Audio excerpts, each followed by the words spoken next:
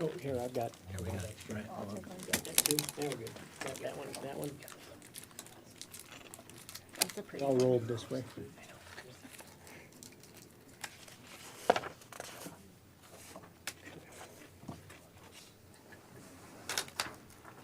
Ready to go? Okay, all right, cool. Welcome to tonight's July 17th City Council Study Session agenda. City Council reports are up. Councilor Sadi, Councilor Seymour. Slow week last week, attended Top Taco, went off very well. Kudos to our Parks Rec Library and our police department and fire department. It was a real safe environment considering the number of people there. That part went well. So the organizers did their job too. So I'm glad they came to our city last year. So good. Councilor Emmons. Slow week as well. Trying to look at my calendar here to see if I had anything else. Top Taco on Thursday. Great job to everyone involved, including PD. Only recommendation is to have more water at this event, this type of event. So, but otherwise it was great and well attended. Councilor Baker. Nope. Mayor Pro Tem. Councilor Romero. Just have a Dr. Cog meeting this week, so I'll be able to update you guys. On Tuesday, I was invited to the Channel 7 Hero Award that was given to one of our victim advocates. It hasn't aired yet, but she was so surprised, I thought twice we were gonna have to catch her from fainting. One of the surprises was her sister had flown in, and she had no idea. Somebody else went out to the airport and picked her up, so it was good. Wednesday, I spoke at the Biz Now, and so thanks for those that invited me to do that. It was great. I made them laugh because I do have the history from 2001 to 2013. And if Andy would have been in the audience, he would have kept rolling over because I didn't quite use his speech, but I gave things that I could share that probably he didn't know. So we had fun with it.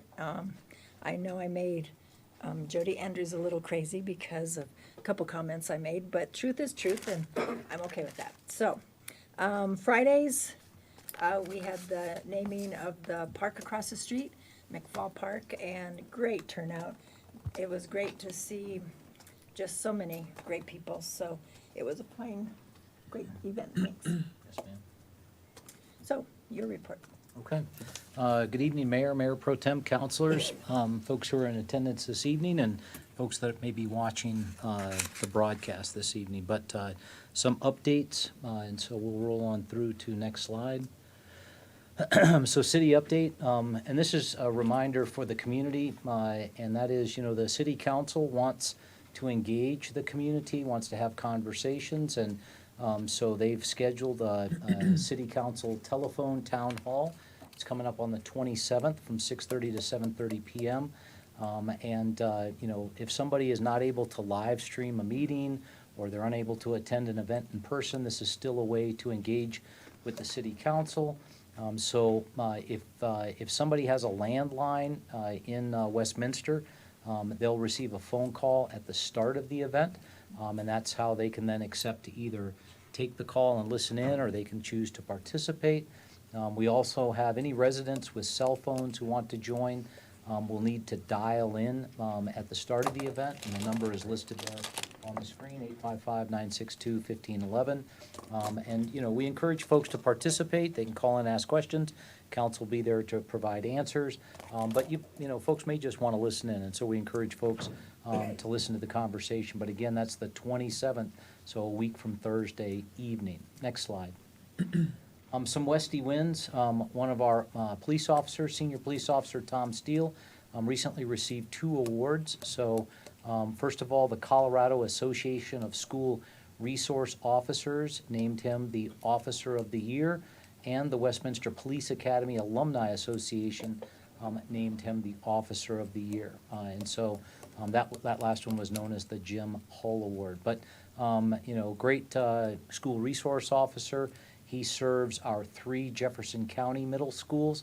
and has contact with over 2,000 students between 6th and 8th grade. And so great win for the city, certainly for the police department, and certainly for our community. But congratulations to Officer Steele. Next thing is Pride of the Farm is coming to a close. I guess it's actually finished up its performances. The mayor and I were able to attend a preview of that. I think that was back in May, early May, Mayor? Yeah. We were the preview before the view. The preview before the view, that's exactly right. And so it was a month-long production of Pride of the Farm at Metzger Farm. And so we, if you could go back a slide, there we go. So the slide, or the group that performed the interactive drama were the Catamounts, and kind of exploring some of the history of Metzger Farm. But it was immersive theater experience, something I hadn't done before, and was actually very, very interesting and fun to participate in. That's the 5th time the city has collaborated with this theater group, the Catamounts, and what their performance, their play, received a $15,000 National Endowment for the Arts Grant for Arts Project. And so just a great event. Look forward to that continuing in years to come. Nice, if you didn't know much about Metzger Farm and the history, it was pretty cool. So next slide. Some things to know: Big Dry Creek Project's open house this Wednesday, 5 to 7 at City Park. Encourage the community to come out, ask questions, listen, learn. Special Permits and License Board that same evening, 7 to 8:30 p.m. in Council Chambers. And then the Parks, Rec, Libraries, and Open Space Advisory Board, their meeting is this Thursday, 6 to 8 p.m. Downstairs in the City Hall multi-purpose room. And we continue with our neighborhood nights this coming Friday, 6:30 to 9:30 p.m. right across the street at McFall Park. This past Friday's event was a huge success, although the rain and the lightning kind of put the movie on hold. We had to stop a little bit early, but what a great event that was.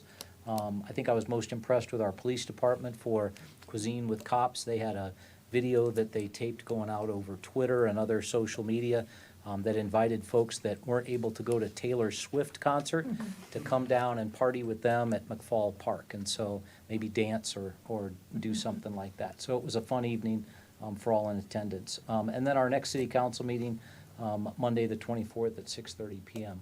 Next slide. And so a lot of information-only items provided to the council. We're happy to answer questions should you have them, but the first was on the Unified Development Code. The second was the summary of the public input that was received on the reuse of Sheridan Green Elementary School. Again, that's the school that comes back to the city as part of a reverter clause, given that the school district has decided to shut that one down and no longer use it as an elementary school. We plan on coming back in late August to the community before Labor Day with some of the results that have been fleshed out a little bit, and some price estimates, if you will, or cost estimates, what things might look like, and get, again, take in that public feedback as far as what the community and the neighborhood want to see happen there. The council had asked for some background on property-based water billing. I think, as I understand it, I was kind of spun up on this by the staff. The city kind of looked at this previously, decided not to pursue it, and it would be a significant undertaking, but again, we could certainly go down that path should the council want to. Then we've got the Parks, Rec, and Libraries Vision Plan update, just getting that started.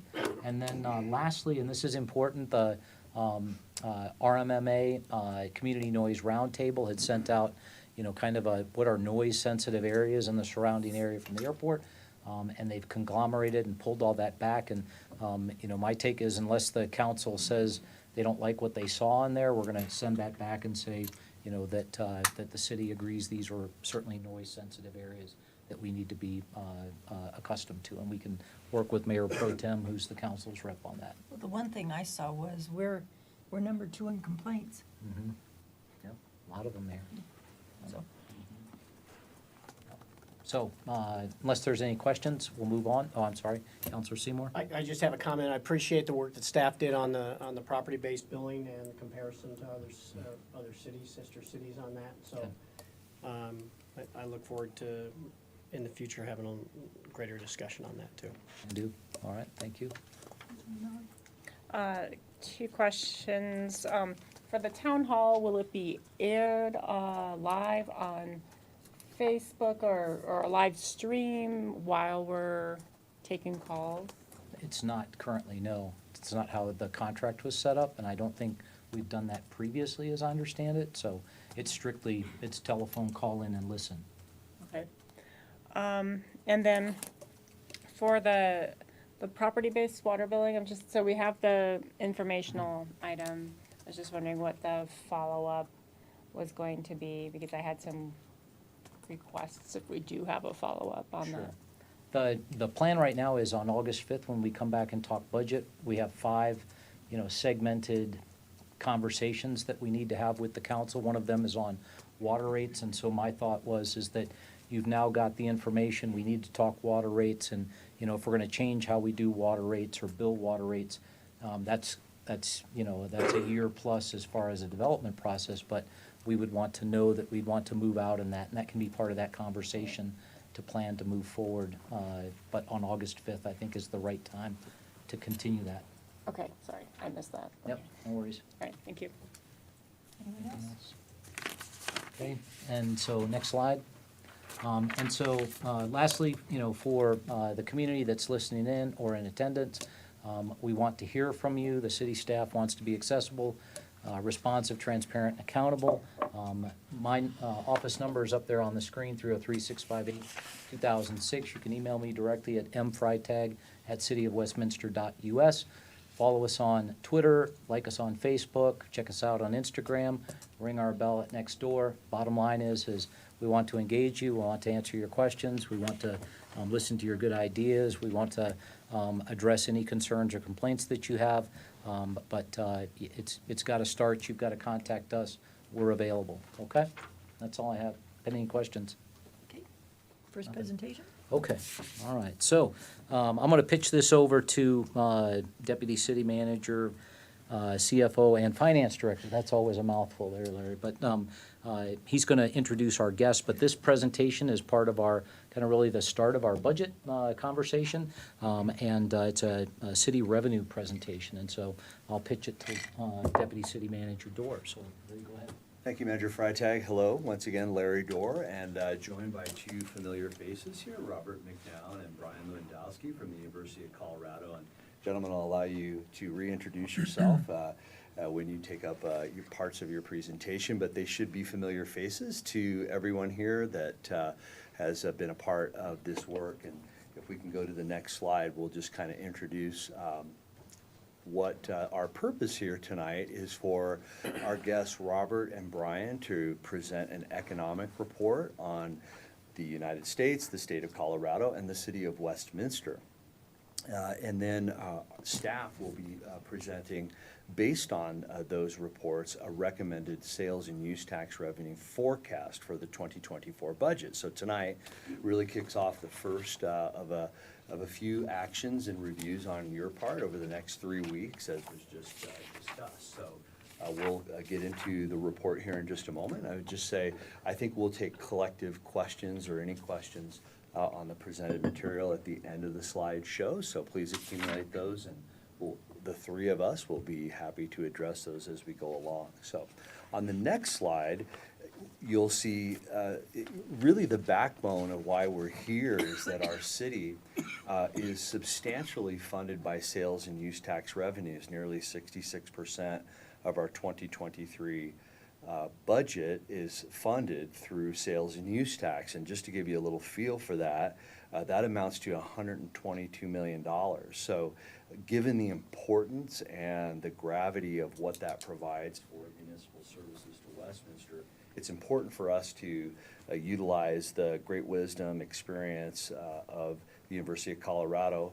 Not only the people, but we get access to a lot of subscription information and specialty data that either the university can only have access to or that is additionally just out of the reach of our resources as a city finance team to get a hold of. So this sales and use tax includes not just the general sales tax that shoppers and all of us pay throughout Westminster, but also motor vehicle use tax related to the purchase of cars, trucks, and other vehicles, construction materials in our city, and then general use taxes that businesses pay. And the reason that this econometric, data-driven model is so important is because all of those revenues to our city are based on discretionary choices. Folks don't have to buy necessarily that next particular item subject to the city's sales and use tax. So it's very important for us to understand discretionary income, inflation, and all of the things that go into driving this particular forecast going forward. So that sort of introduces our purpose here tonight. And now I'll just turn it over to Robert and Brian for their slides and presentation, and then I'll make the staff recommendation at the end. Okay, gentlemen? All right, thank you. Well, thank you for the opportunity to be back here this evening. You know, I think Larry could almost give this presentation because he understands these linkages that we're going to share with you so well. We're really looking at the upstream economic activity and then how that flows downstream to a community like Colorado or a community like Westminster, and translate that into sales and use taxes for you. So next slide, please. So that's really what our charge is. It's to understand what's going on in the U.S. macroeconomy. We do these types of studies for a number of jurisdictions in Colorado, including RTD and 3 other cities and a couple of counties as well. We take that U.S. economic data. We're looking at projections. We're reading a lot about expectations over the near term. And then we relate those variables to the Colorado economy and to the Westminster economy, and that's how we produce a valid forecast for you in the near term and the medium term. So my part of the presentation is going to talk about what we are seeing in the economy, talk about what some of the risks are and what some of the opportunities are, and then I'll turn it over to Robert to share some of the tax expectations with you. So John, will you please advance? Or Catherine can do that. Travis. All right, so let's start with gross domestic product. Of course, this is the major economic indicator that we watch. It's somewhat of a lagging indicator, but it's representative of what's going on in the overall economy. And when we got the first quarter GDP report a couple of months ago, the estimate for GDP was growth of 1.1% for the first quarter. And it was revised up 2 times, and now we're looking at 2% growth for the official first quarter estimate. So that's quite a revision upward. It's a surprise on the upside. As we were walking into 2023, the expectation was that we were entering a really slow growth environment, and 2% is not fast growth, but it's much faster than what we were initially expecting. And to break down a couple of components here, the measure of GDP is made up of consumption, investment, net exports, and government spending. And the consumption piece is something we've been watching so closely. Of course, it's related then to your retail sales and use taxes locally, but we're watching the consumer to see if the consumer is impacted by rising interest rates and rising inflation, negative real income growth, and that consumer continues to surprise on the upside. So first quarter consumption growth was 4.2%. It was the fastest growth that we've seen in consumption in 2 years. Government spending was up 5%, so certainly a healthy number there, partially related to government investment spending. We saw net exports improve for the 4th consecutive quarter. And then the investment piece is a piece where we really saw a headwind. It was down almost 12%. But if you dig into that number, structures were up.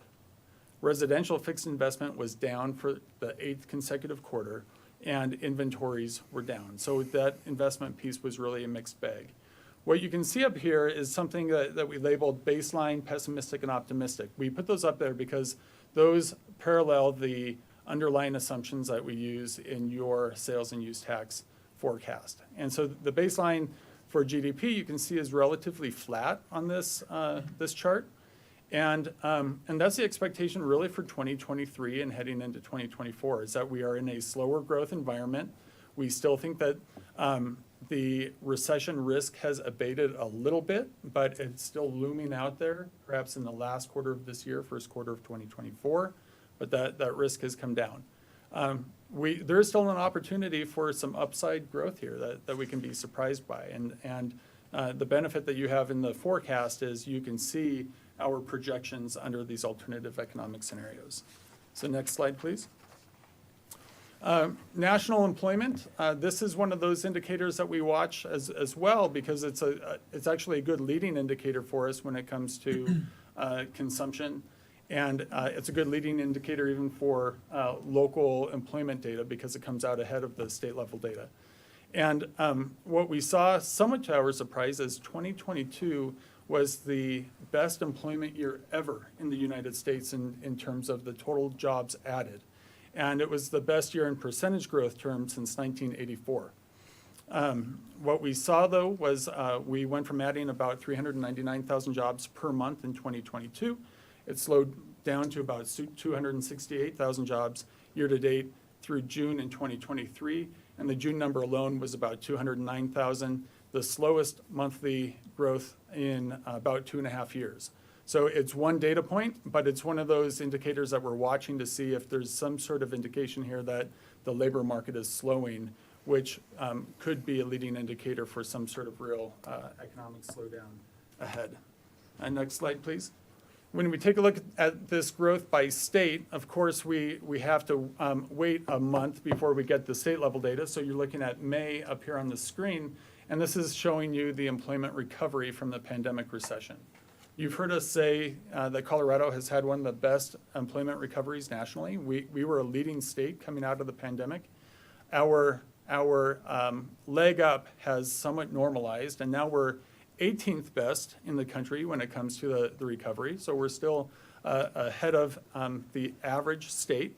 But I think what's interesting here is taking a look at the states that are still below their pre-recession peak, these states that are in red. So even though things feel like they've recovered here, and they certainly have, we've been above that pre-recession peak for over a year and a half, just remember that this recovery is not the same everywhere. So next slide, please.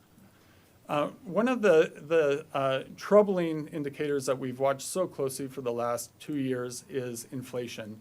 And on the left side of this chart, you can see the ramp up in inflation. We went from being in this very low inflationary environment for a very long period of time, and then there was this really rapid increase. So we went from being well below the Fed's 2% target to being at 10% inflation. And now what we're seeing is these very favorable signs of cooling inflation. The National Inflation Report came out last week, and that's not reflected up on the slide here because we prepared these before the inflation report came out. But nationally, the Consumer Price Index rose 3.1%. So that's a pretty big movement in a single month for the all items basket of goods. When we take a look at core inflation, that number went from 5.3 down to 4.9% year over year. So again, making some improvements here. It was sort of interesting taking a look at the month over month numbers. So instead of looking at it over the last year, just take a look at the very near term. And all items, that big basket of goods and services increased 0.18% month over month. So if you gross that up for a full year, that's 2.2% growth. So if we can maintain exactly where we are right now, we'd be at about the Fed's target. And core inflation grew 0.16, which would be 1.9% for the next year if we're able to maintain that. So I put that out there because that sort of exemplifies how favorable this last inflation number was. Colorado's been running a little bit higher than the nation. We only get the Denver, Aurora, Lakewood number every other month. So we have May right now. We'll get the July number in about a month. So next slide, please. So on the left side here, we can see the overall consumer price index. But on the right side, we put up here the producer price index. So you can think of producer prices as being a little bit upstream from consumer prices. Again, you're looking at May up on the screen. We now have June data. And the final demand producer price index, which is really that broad basket of producer prices, was nearly flat. It grew 0.13% year over year in June. And when we take a look at manufacturing inputs and construction inputs year over year, excluding labor, they are negative. So we're actually seeing some deflation in the inputs excluding labor for construction and manufacturing. Next slide, please. So now bringing this a little bit more Colorado-centric, we're taking a look at how Colorado is faring compared to the rest of the nation. We're benchmarking Colorado to the rest of the country. And there's been some troubling indicators when it comes to our local economic data. So when we take a look at population growth, we went through this period where we slid to 19th fastest growing in the country. We were a top 10 population growth state. Our net migration slowed to only about 15,000 people last year. And that's important to us because those net migrants, those people moving to Colorado, are a source of labor today, where that birth rate is really a long-term investment into the future workforce. We're dependent on those people moving here to fill our current job vacancies. The other number that's been really on our mind is the slowing job growth number. So we went from being a top 10 state for job growth for most of the last 12 years to being a bottom 10 state in 2023. And for the last 2 months, we've been 48th nationally when it comes to job growth. And the Labor Department put out a report. They said, well, we think that some of our jobs were undercounted in 2022.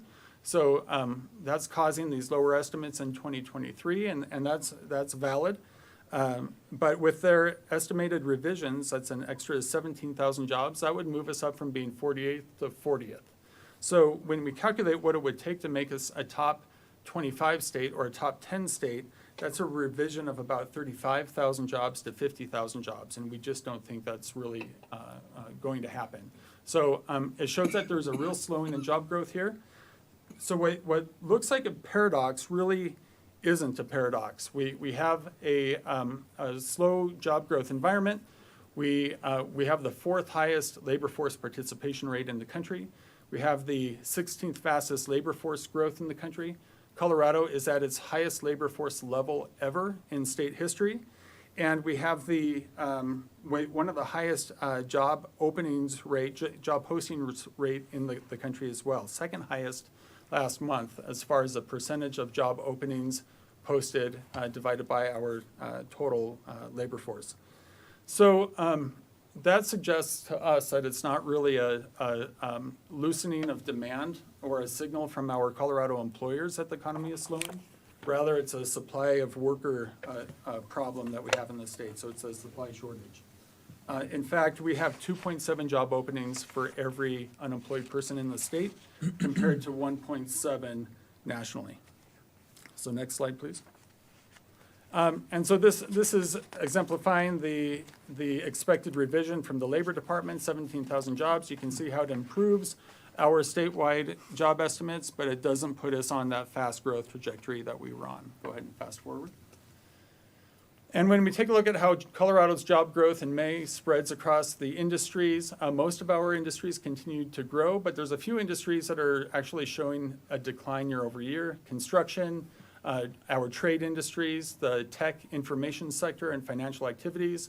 So 3 of those we've really seen a lot of headlines about, right? Construction and financial activities heavily impacted by the interest rate increases.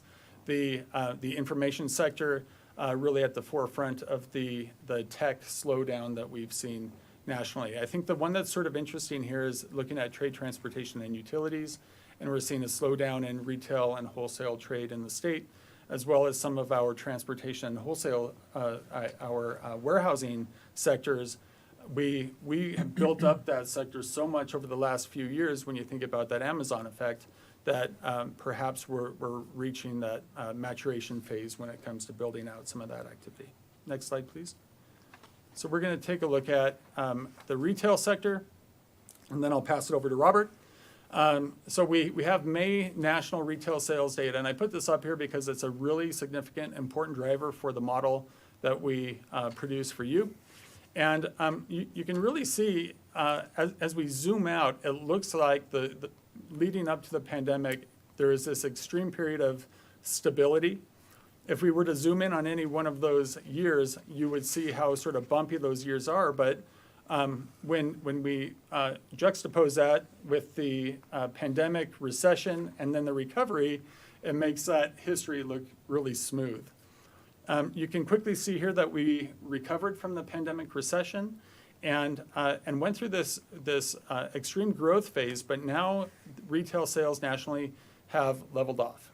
And it looks like this activity has flattened. It looks like the recovery has matured. And year over year, national growth was 1.6%. Month over month, it was 0.3%. So still growth, but think about the inflation number that I shared a few moments ago. This suggests that it's negative real retail sales nationally. It's not keeping up with inflation. So fast forward, please.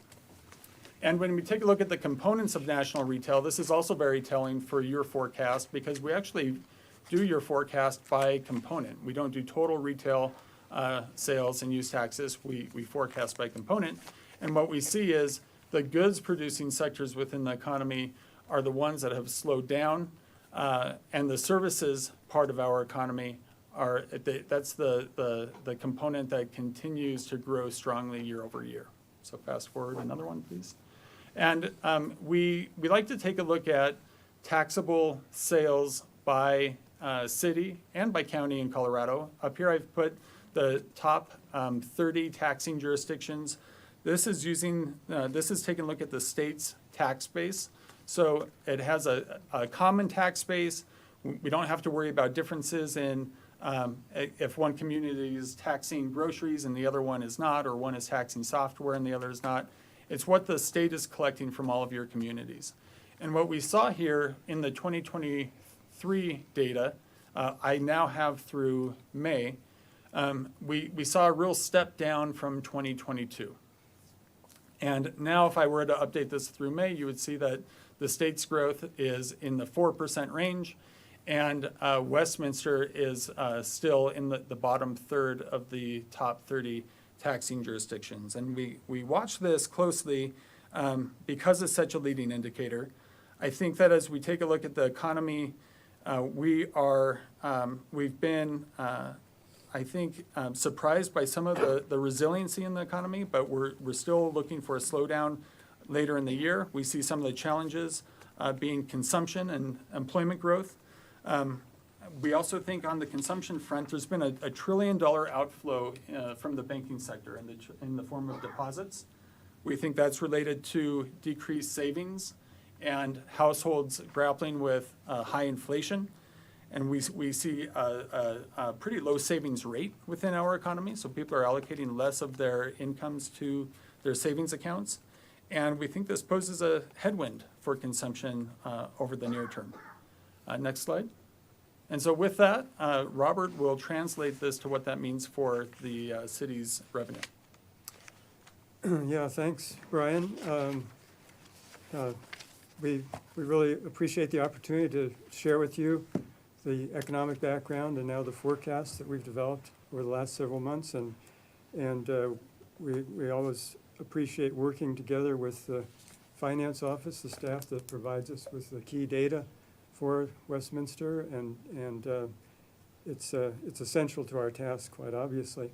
So just to start out my part of the presentation, this slide just shows how the model is designed to provide these forecasts of sales and use tax revenues. And so starting on the left, there's the model of there's forecasts coming from Moody's Analytics driving these key national variables, and that drives the Colorado economy to some extent because we have an independent model that allows some of these key indicators for the Colorado economy to diverge from what's happening nationally because things are different in Colorado, as we know.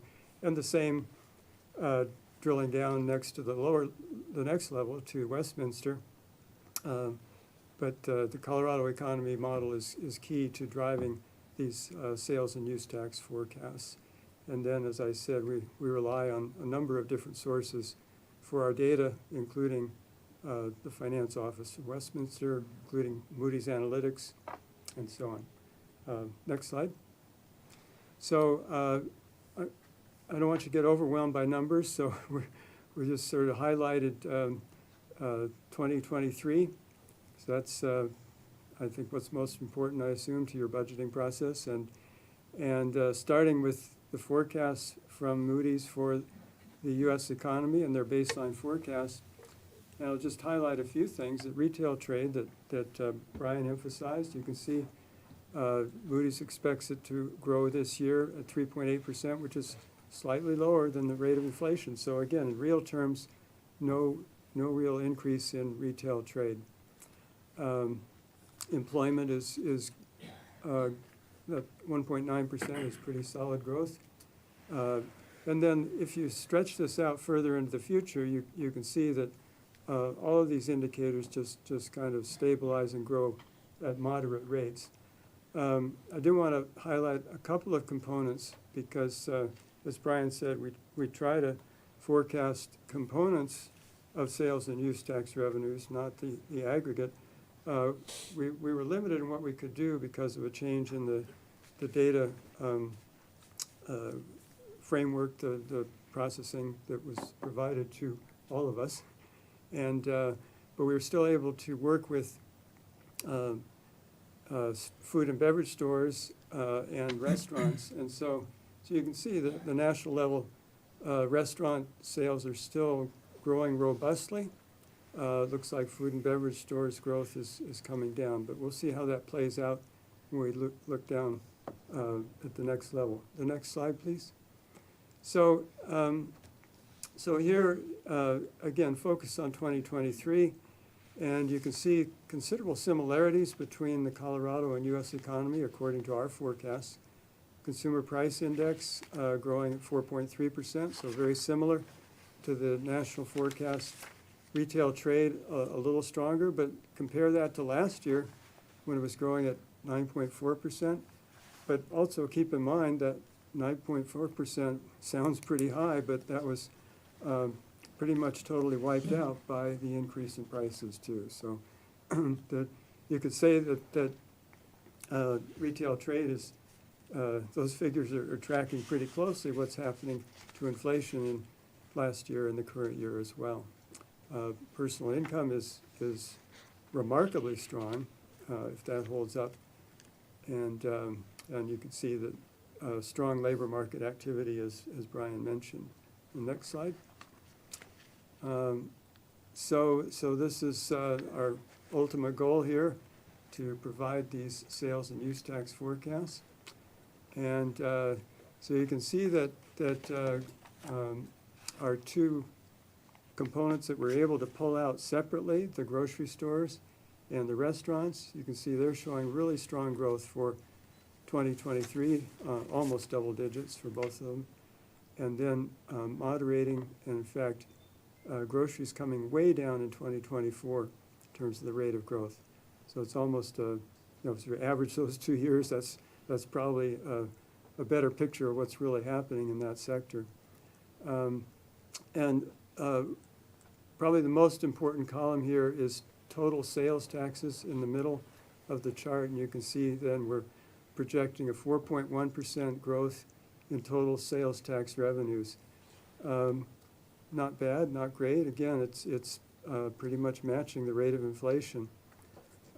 Use taxes are providing a bit of a positive aspect here to the overall forecast. Use taxes are highly volatile from month to month, year to year, so it's really a challenge forecasting those. But if we take these numbers, you can see that they add considerably to that 4.1% increase in sales taxes. Total sales and use taxes are projected to grow at a little over 6%. And again, pushing this further out to other years, moderate growth every year, at averaging about 3% per year over the 5 years that are shown here. Next slide. Yeah, so Brian mentioned that we consider alternative scenarios provided by Moody's. So the dashed lines, the solid lines, the red line at the bottom, pessimistic, and the green line, the optimistic. So those are based on the more pessimistic and optimistic scenarios provided by Moody's. Without going into a lot of detail, they do spell out what's behind what are the possible headwinds that could produce, for example, their pessimistic forecast. And you can see it is, that pessimistic forecast is pretty grim, especially in the rest of 2023. It's that red line comes down sharply and takes us back down to a level of sales and use tax collections that prevailed in 2021, the end of 2021. So we certainly hope that doesn't come to pass. The other high and low forecast are those dashed lines. Those represent statistically based forecasts that are generated by our model. They're generated in such a way that there's a 33% probability that the forecast could be, or the outcome could be higher than the high forecast or lower than the low forecast. To give you some handle on that. Next slide. Yeah, so I just want to emphasize that the forecasts are model-based. We don't try to, well, obviously there's human judgment that goes into the design of the model and construction of the equations and everything, but once the model produces a forecast, we examine it carefully to make sure everything's reasonable and then let it go with that. So we try to present these bounds on the forecast because we all know we're living in a world of uncertainty and you want to take that into account in your planning. So next slide. Thank you, Brian and Robert and Mayor and Council, Mayor Pro Tem and Council. Forgive us, we put this Q&A in the middle here. We'll take the next slide, Travis. We ask for your grace in having a few extra slides than our usual 10, but at least we have put this into one presentation. And I neglected to say welcome back to Westminster, gentlemen. So thanks for joining us here tonight.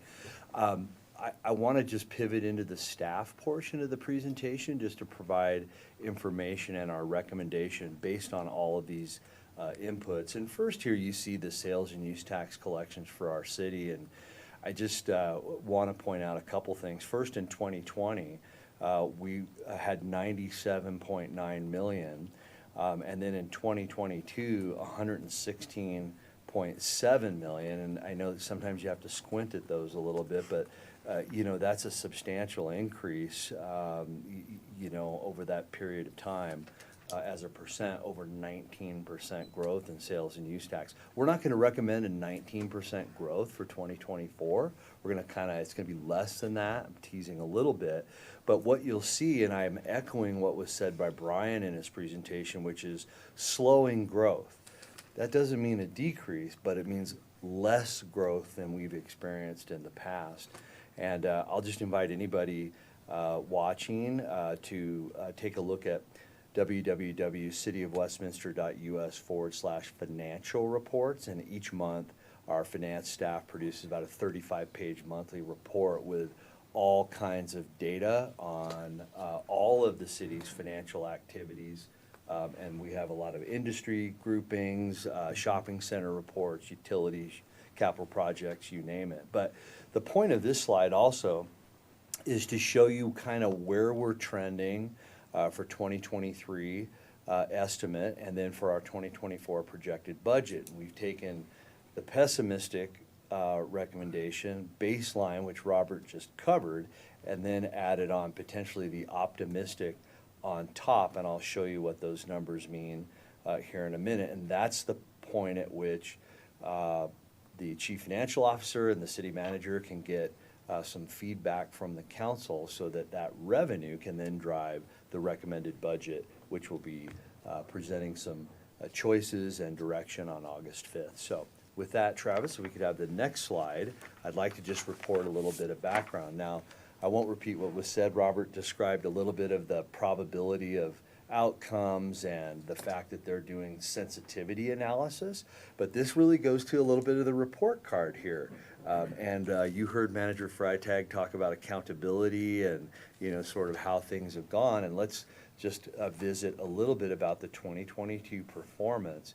I mentioned our city in 2022 collected $116,863,623 in sales and use tax. That was audited by the city's external CPAs that perform an annual audit. And you might say, well, our report last year set forth the pessimistic, baseline, and optimistic, and council's approach was to take the baseline, and staff concurred with that. This was our first year through the program. We've done a lot of work on it as well. But the difference you'll see is that right column, and that is actual collections.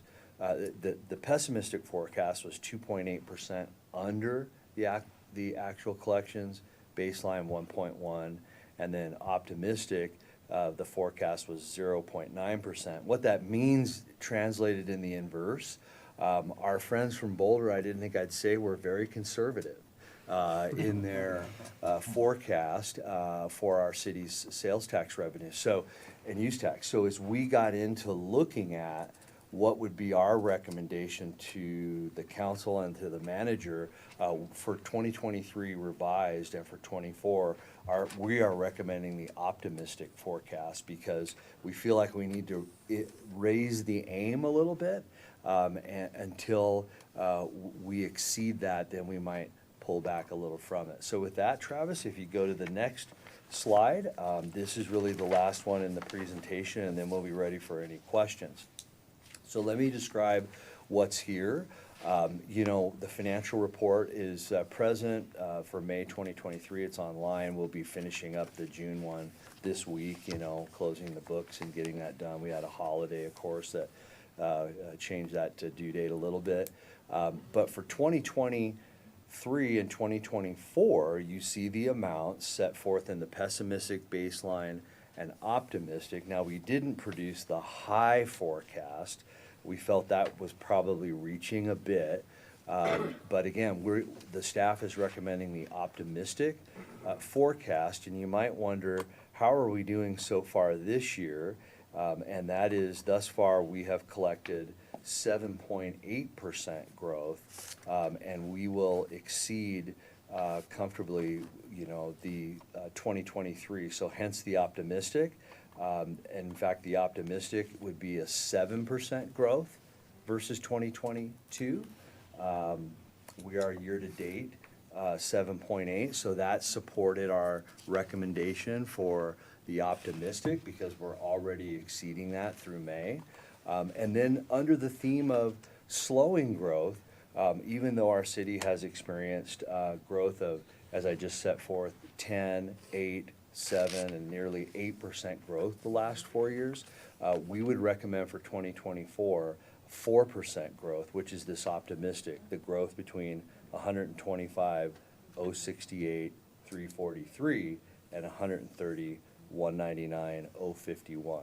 So that will set the foundation for some choices that will come forward in the city manager's recommended or proposed budget, which we'll have a conversation in more depth during the 5 discussion items on August 5th.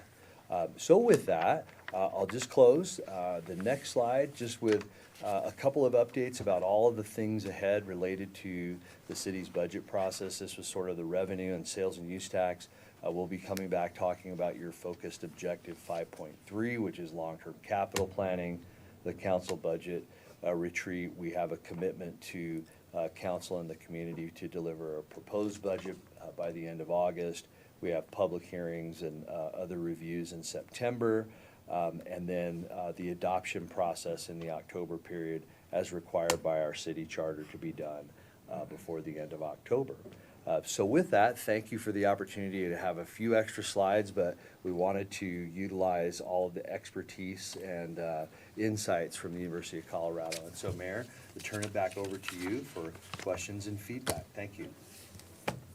Comments? Counselor Baker? Can you explain to me on the very first pie chart you had, 7% transfers? Where did that money come from? Sure. So what's happening here, these would be, so this is money coming into the city's general fund, transfers in from other funds. John may have an insight to that, or Travis, could you take us back to the front of the presentation? I think it's, well, it's the pie chart. You'll see it. So this is money coming into the general fund that would come from other funds.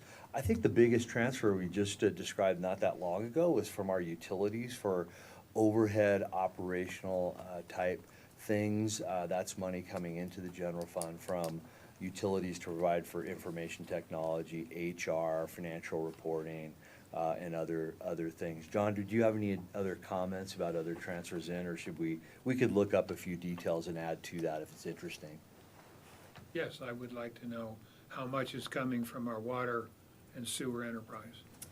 The big one here, I believe, is actually sales.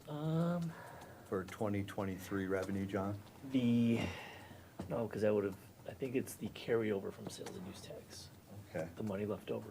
Yeah, thank you. We did make a consolidation. We once had sales taxes coming into a separate fund. We've consolidated the sales and use tax fund with the general fund for simplicity and transparency. So I think there were some funds at the end of the period that transferred into the general fund that made up probably the other portion of that. But like you said, the wastewater, storm, and water cost allocation for the other.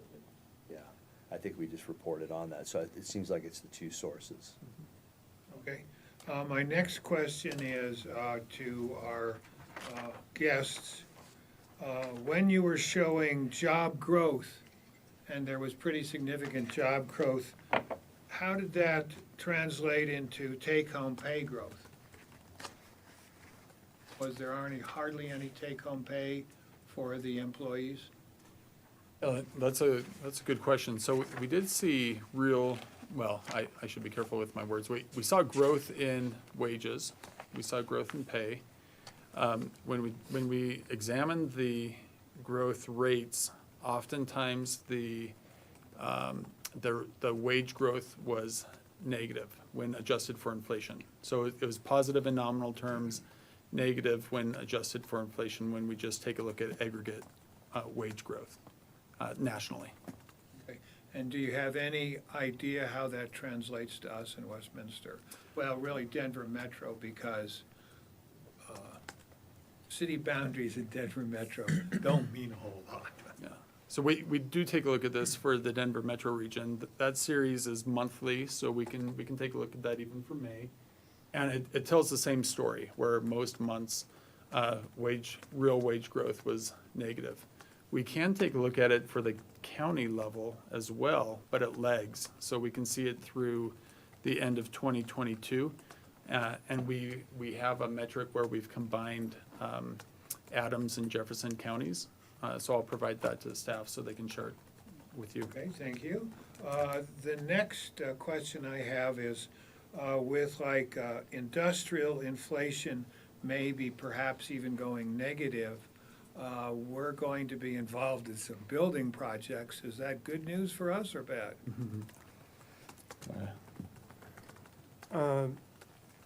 Well, I think, looking at the expenditure side, that's obviously gonna be good for you, and, Well, I mean, one would think so, but yeah.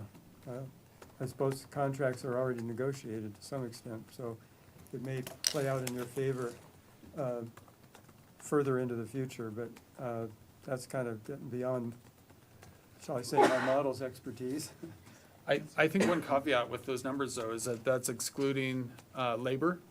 So when we take a look at those construction inputs and the manufacturing inputs that we had up on the slide, that removed the labor piece. If we include the labor piece, it's still above zero. So we're not seeing deflation yet when you take a look at full construction projects. But those inputs are coming down, which is an important indicator for us. Okay, we got quite a lot of use tax out of construction because there was a huge increase, but of course, percentages can be misleading because it's from the last year. So we saw wonderful increases, but you have to go back to COVID when we had huge drops, which lowered the base. So I was looking at one that had a 30% growth, but the year before was 24%, so that hardly got them back to where they had been before. So do we have any feeling of the very high home interest rates, which have an impact on new construction and sales and could slow sales down? Do we have any feeling for that? So we are seeing a real slowdown in residential new building in Colorado. I should have brought the data with me, but I believe, I'll pass it along to staff, but I think residential construction is down, 20-some%, and we have it broken out by multifamily and single family. So when we see the permitting activity, it's dropped quite a bit year-to-date in 2023. And we did have up there the construction employment number, which we've seen in the official data, it's negative right now. And so we relate that back to the high interest rate environment slowing down the capital building. But non-residential surprisingly has held up pretty well in 2023.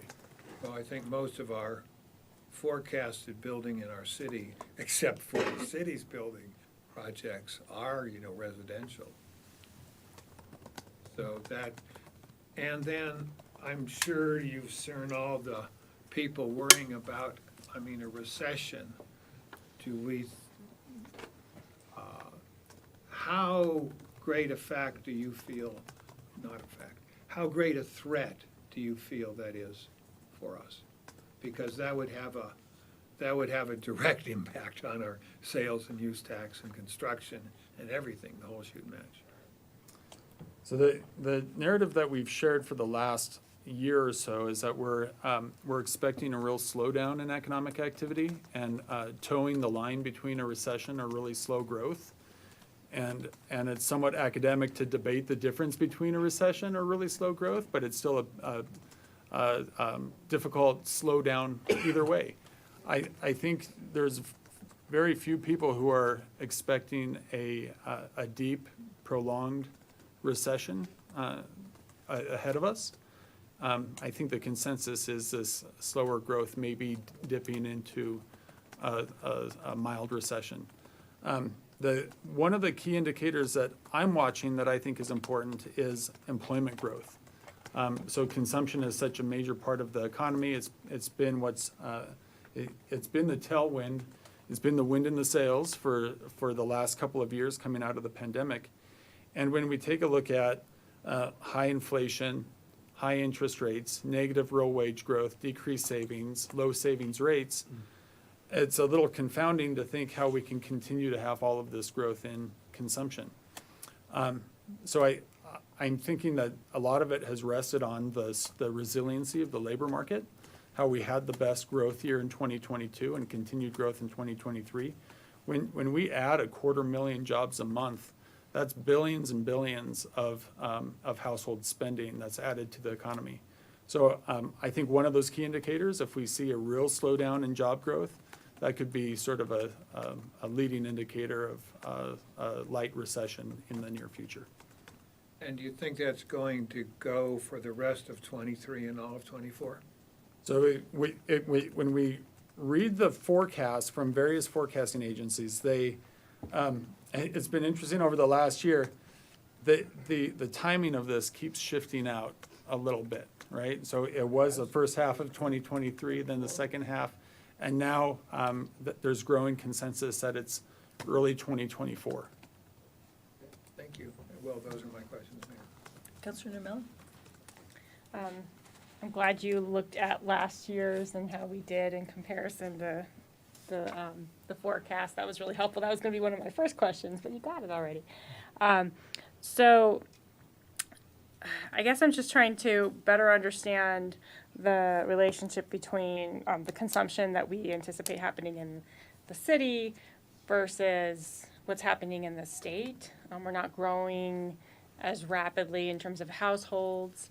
I don't know about our, city job growth in comparison, but I'm just, when I see numbers like the grocery and the restaurant consumption, those went up so high, I'm thinking mostly because just the cost of those items went up so much. The growth's gonna kind of, maybe, hopefully, let's hope, flatline on that cost. So,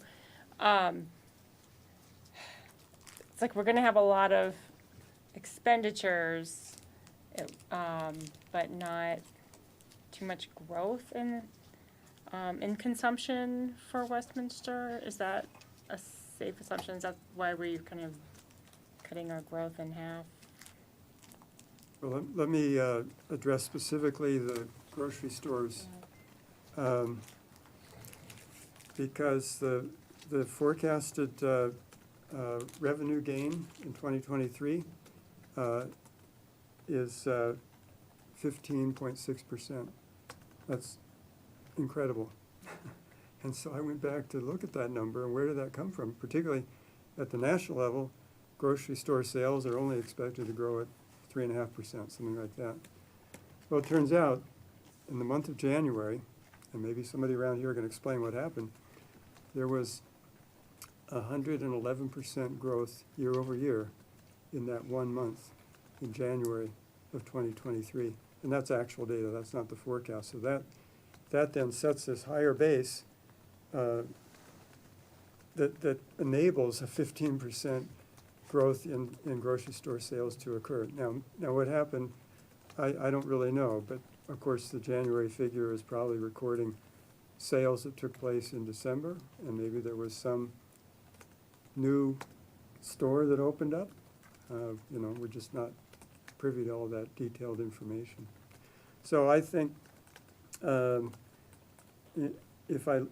you look at 2024, grocery store sales are projected to increase a little less than 1%. So that's why I suggested maybe just sort of averaging those 2 years is a closer reality to what you might expect. I think your point of departure was, well, there's a lot less inflation, and so grocery store revenues should be coming, should be more modest as well, and I agree. That's certainly to be expected. Now, of course, that's really hard to anticipate when, just today we're reading about the Russians curtailing Ukrainian grain exports again. So a lot of uncertainties here. Hopefully that won't impact egg prices, which is No. like double. Okay. One other question I had was on this piece here. I know this is not just sales and use tax, it's outside of that forecast, but I was just curious, the intergovernmental agreements that we have, and it's about $12 million in 2023 that we're anticipating. So of our total budget, and the intergovernmental agreements, are those the ones that we have with Thornton, for example, on the sales and use tax share between the orchard and everything to the east? Yeah, let me just comment, thank you for the question, and I think there might have been a follow-on with grocery. I think I saw Counselor Seymour might have had a question, and I want to miss that too, but primarily what's here that makes this up is the city's share of the Highway Users Trust Fund, or the gasoline tax revenue that the city's receiving from the state. That's really would be the lion's share of that, but we are accounting for a lot of the revenue share that you just described. Some of that comes in the form of our credit to sales tax, because that's foundationally what the character of that revenue is. So we account for a lot of those things in a very unique way, just to make sure that they're posted properly. But intergovernmental is hugely important. That goes to things like county road and bridge and other sources of revenue that come from other governments. That's the reason for the label. But not a part of this presentation, but something that the rest of our staff team and budget really look at very carefully, along with, building permit revenues, interest income, and all of the line items. But we're focusing really on the big 2/3 here. Yeah, okay, so just to clarify what you just said, the share, the sales tax revenue share that we have with Thornton, for example, that's accounted for where? We should probably double check, just so I'm 100% sure. Why don't we just make sure what the numbers are and our trends to that, and we'll report that out separately. I think I don't want to take a guess at where each of the individual sources might be, unless John can locate those really quickly here tonight. We'll have to do a follow-up on that. We were prepared for tonight's presentation, so we'll take a look. Okay, because I know they sunset sooner than later, and so, because I was just wondering if that also impacts the sales and use tax, if it's in that bucket versus your intergovernmental bucket. Okay. Counselor Seymour. The January explosion in groceries, what month did wine hit the stores? Was that in January? Beer and wine in a number of stores, and then some of our grocers, which I wouldn't want to describe, just for their proprietary information, didn't have to begin those sales, but one very large retailer very close to City Hall began its beer and wine sales aggressively right at that time, and I can tell you contributes substantially, particularly at the holidays. They're a very shrewd company and a household name that began those sales in earnest. A very large square footage in their store began selling those items. Hints and clues you can give us? I don't think we have enough. It's Barbie. Barbie. Yeah, so, yes, Counselor Seymour hit on that, and we saw that. Couldn't really describe it in the financial reports, but yeah, that's a huge contributor for sure.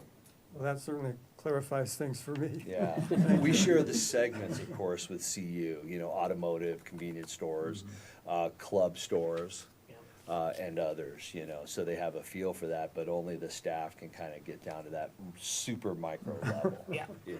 Makes sense. Thank you. Thank you. Counselor Emmons. Just to follow up on Counselor Baker's question, if we just have more information on the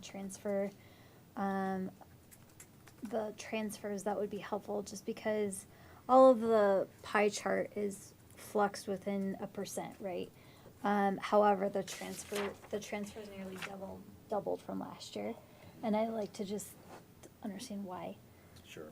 Yeah, we'll be prepared to do that on August 5th. We'll just continue to refine the questions and answers. As I say, I think it's because we closed the sales and use tax fund just for simplicity, to have everything in one place. And I know it had a carryover balance that we brought in, but we'll report back to that for sure. Awesome, Okay. thanks. Talk about the numbers real carefully.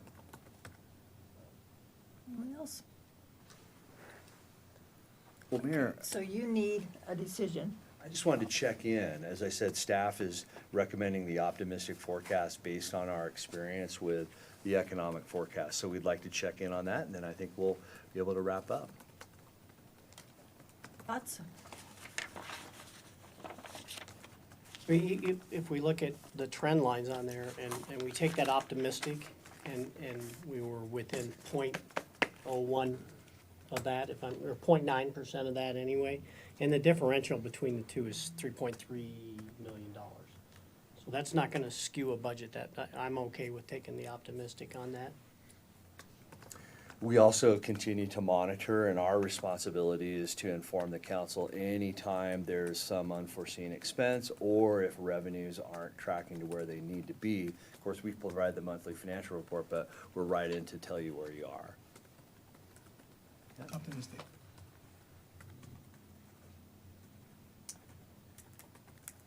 I'm an in-betweener.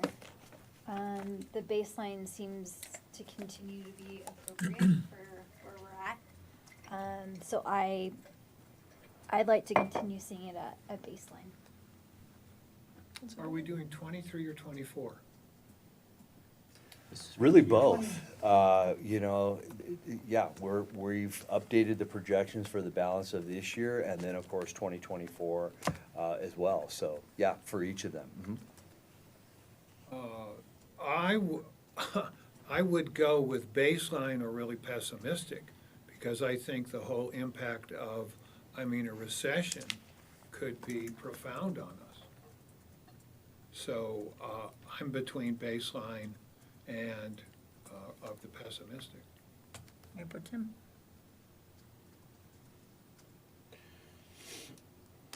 I'm probably honestly, probably more at baseline, especially with this year, understanding that that's still an increase, if I'm looking at this right, from what we actually put in the 23 budget. At a minimum, and not that you don't do this anyway, but if you went higher than that, I'd want to make sure that we have all the nice-to-haves neatly tucked in that top bucket. Because, we have real needs that we need to go after, and obviously it's beyond the scope of this discussion, but we'll get into it when we go into the budget. But I'm hesitant to do that just because I feel like we're watching this economy and it just feels like there's another shoe gonna drop at some point, and I'd hate to hedge this on that and it comes sooner rather than later.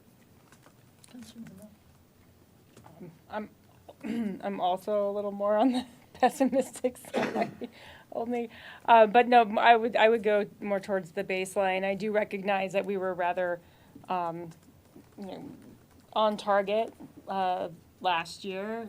I also feel like there could be a lot of fluctuation, so I'd rather be pleasantly surprised and just plan, to give us a little room versus just plan for optimistic.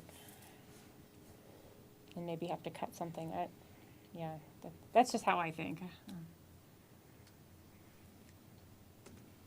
I'm at baseline only because there is so much out there.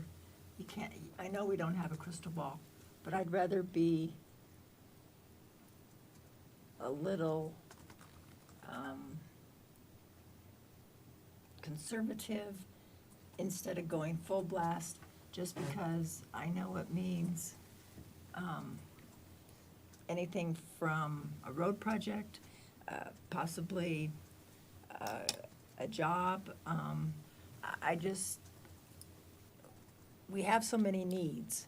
If we get into the optimistic group, we can always throw things at roads and the things that have been a little down for a long time. So I lean towards the baseline. I'm not horribly pessimistic, but there's just enough rattling out there in all the markets and different things that I'd feel better at baseline. So you've got 5 baselines, and 2 optimistics, and 1 baseline pessimistic. Baseline. Thank you. Thank you, gentlemen. We appreciate this good work, and thank you for the presentation and the report. Thank you, You're Mayor, most Council. welcome. Thank you, gentlemen. Thank Yep, you. thank you. Can I have 5? We're gonna take I'll 5. never not take one.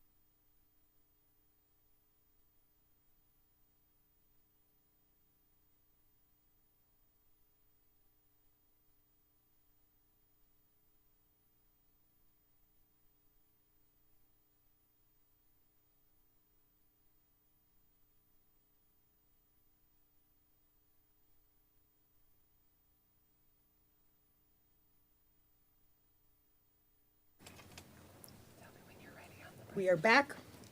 We have a presentation of a concept plan for Schoenberg Farms Commercial Lots 14A and 14D. And, this is a concept review plan. Its purpose is to allow City Council to learn more about the proposed project and provide feedback to the applicant on the council's general impressions of the proposal. To begin this concept plan review, city staff will provide a brief introduction. Then the applicant or its representative will present an overview of the applicant's development proposal. The council may then ask questions of the applicant and provide the applicant feedback on the proposal. The city council comments on the proposal are gratuitous in nature and are not binding on the council, the planning commission, city staff, or the applicant. Okay. Welcome. John, go ahead. Thank you, Mayor. Good evening, Mayor, Mayor Pro Tem, and City Council. John McConnell, Interim Planning Manager, here to speak tonight.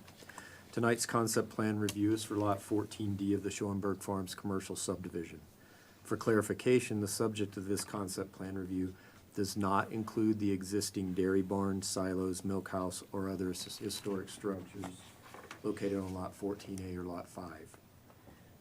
Lot 14A is included in the vicinity map to demonstrate the relationship between this concept plan and the existing historic site and buildings. These will be part of an administrative ODP review for an adaptive reuse and preservation concept if the sale of lots 14A and 5 are approved by City Council through a separate resolution in the future. The same applicant will be working on this project, and the pre-application review associated with tonight's concept plan did include both sites just for process efficiency. Next slide, please.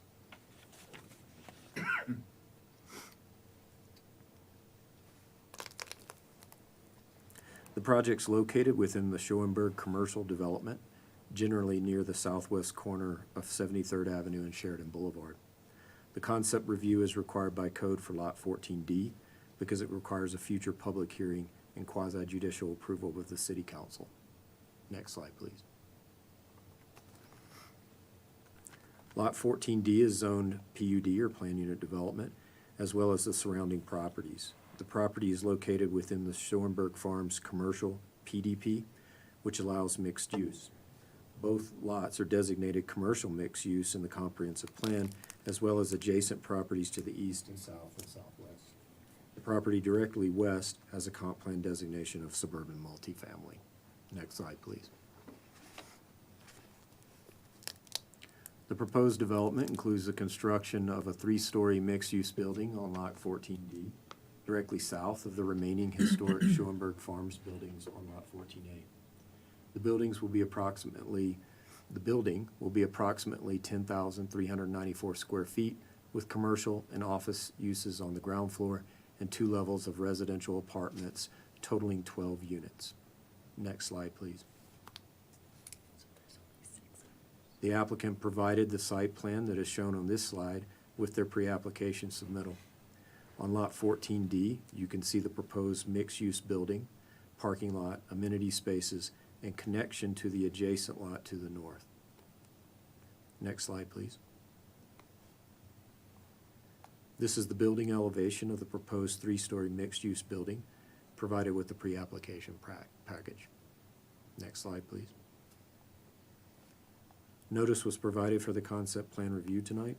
The applicant posted 2 signs on the property and mailed the required notice letters. The notice was also posted to the Westminster window. All required notifications took place on or before July 6th.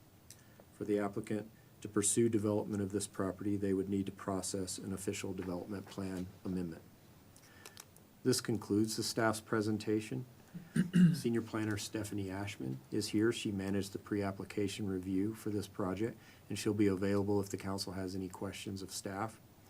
The applicant is present and ready to present their concept plan to you at this time. Perfect.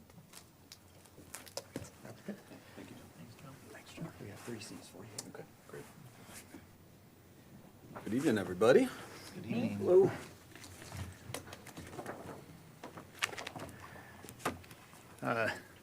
Thank you, John. First of all, I wanted to congratulate you and the city of Westminster. You guys have a great team. We've been discussing all of this with for about 5 or 6 months. I've been working with Stephanie, Heather, and John, and it's been a true delight to work with them.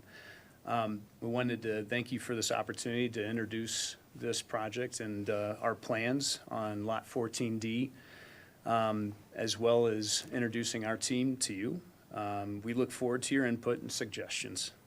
Next slide, please. Welcome to Lot 14D. This parcel is roughly 30,000 square feet, with a portion being home to a cell phone tower. The cell phone tower is a height of a lot of feet, not sure exactly how many, but it sits in the northwest corner of the lot. The property is located off of Sheridan, West 73rd, and has good existing access and established parking. It's an infill lot that's surrounded by commercial shopping on one side, well, two sides, I should say, residential housing, and of course, Schoenberg Farm to the north. Next slide, please. And we've put together a team that covers the specific needs of this project, incorporating the historical aspects as well as the necessary commercial experience needed for a successful development here at this location. We've worked together with this team on a number of projects, varying from a church rehabilitation to ground-up townhomes, to repurposed retail tracts of land, to modular housing. Matt has worked on some of the largest developments in the state of New Mexico and throughout the country, and his experience has steered us down a path of successive successes, which is easy to say. I'll give Matt the table. Thank you, John, and John as well, and thank you all for sharing your evening with us in this late hour. We really appreciate it. To further his point, I've worked with a lot of municipalities, and the staff that you put together, really a good group of problem solvers, so we're very appreciative. Their input's noted and appreciated. So with that, we're honored to be here with each and every one of you in council. We're really eager for some feedback to help this move ahead, make sure we're all aligned, and a little bit about myself, BLD. I mean, I've been in, as a commercial real estate developer, a little over 20 years now. I was fortunate enough to fall into this business in my early 20s and haven't gotten out since. So, I typically have worked on larger projects, things anchored by a Walmart, I can actually say that, Target, things like that, grocery anchored centers, usually with a mixed use component of hospitality, residential. We're all very familiar with this kind of concept. More recently, I've been able and fortunate enough to more focus on passion projects, which is why I'm here today. In the bio, it talks about 750 square feet. That's ground up principal projects that I've worked on, but I've been exposed to over 2 million square feet of this, so it's in my breadbasket, and I'm excited to be here doing it.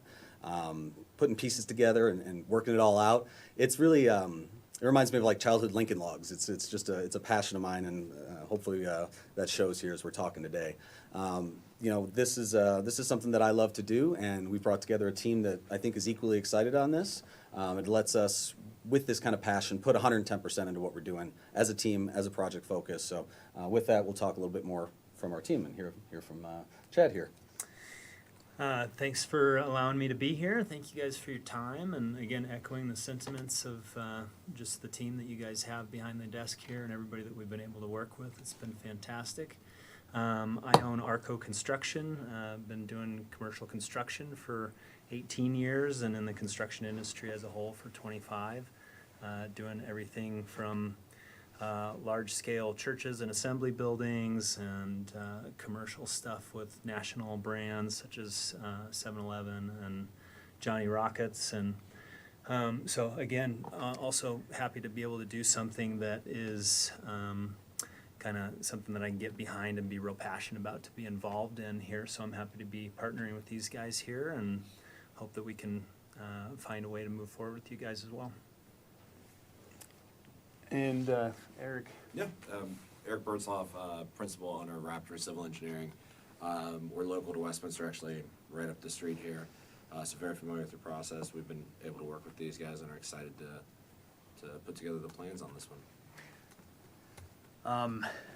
So that will bring us to our next slide, I believe. Sure. Next slide, if you would. Thank you so much. We've seen this site plan already. We reviewed the zoning, we looked at the market, and we kind of devised this to be a maximum build to the site. It's right in the middle of an existing shopping center. It's kind of a crucial parcel that's been left undeveloped. It will bring together the cohesiveness of the center. At least that is our plan to do so. As mentioned, there's about 5,500 square foot of ground floor retail partitioned on here. We positioned that intentionally to kind of parallel the existing retail of the Starbucks centers to the east and the surrounding retail to the south. Top that would be 2 stories of residential comprising 12 total units. And we connected the access and the parking, which is kind of nice that we're in an existing center and that all the work is done for us in that context. We know exactly where access is supposed to be. We aligned our parking with that of where Schoenberg will be and the ancillary parking below us.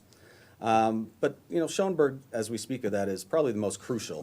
Being historically protected, we wanted to make sure that our footprint did not distract from that and that we kind of find a cohesion and vision between the 2 parcels. So, we talked a little bit about, John brought up the amenities that we're going to provide for our residential customers here, little outdoor space for the residents. So the center parcel square is a little dog run area right in the middle of the site, so there will be no bashful dogs apparently at this project. But the center has sat vacant, this particular parcel within the center, for going on decades now. It was originally a processing plant for Schoenberg that got torn down with the development of the shopping center, and being an interior pad, nothing's happened. So it's not without challenge, I guess is my point. If we can go to the next slide, please. John was nice enough to share the rendering, the intent being there to kind of bring in some of the brick features that Schoenberg already has. We've got an architectural challenge there, being that, we've got this old barn concept and a new block commercial building, and trying to put those 2 architectural features together is not the easiest thing to do. One of the things that staff pointed out to us in pre-app, so it's become one of our focuses. More functionally speaking, retail on the ground floor, Chad could probably speak to this, but we've all walked into a retail store and typically they're not a 7-foot ceiling. You walk into an open space, you want it 10, 12 feet tall, kind of focus on the customer experience there.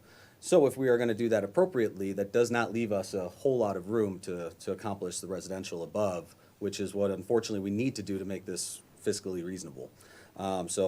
We do find ourselves challenged by that 30-foot ceiling, but this project and this plan that we've put forth does accommodate that.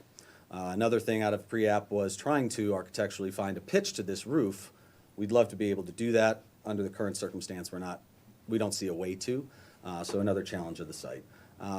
Parking is working. We've got all those calculations to work out on here. John already mentioned the long-term lease on that cell phone tower. It is unfortunately not going anywhere, and anybody who spent any time there, it does stand out. So it is just another challenge here. We're open to any ideas that anybody has to beautify this or look at another concept here. But if we can go to the next slide, please.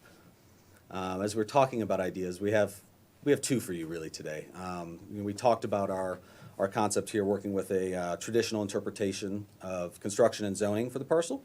The second idea is a lot more design focused, and we wanted to talk to you today here because we look at this concept review as an opportunity to brainstorm and get ideas and feedback. So this is a shipping container build.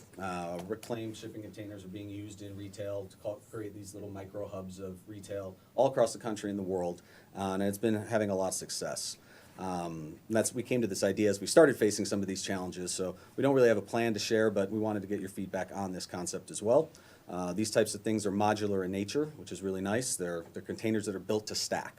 So if you envision stacking 3 of these to get to your 3-story capacity that we're already trying to accomplish, you reach about 26 feet, ironically leaving us enough room to pitch a roof and connect between the 2 parcels. I like the seamless build of these things. They kind of interlock like childhood Legos, for example. We can all picture how functional that is. The steel and metallic look of them also kind of parallels the metallic roof of the barn, which we feel is going to be a great architectural feature if we're able to go that route. And just more basically, we're trying to revitalize Schoenberg Farms into a fun new concept.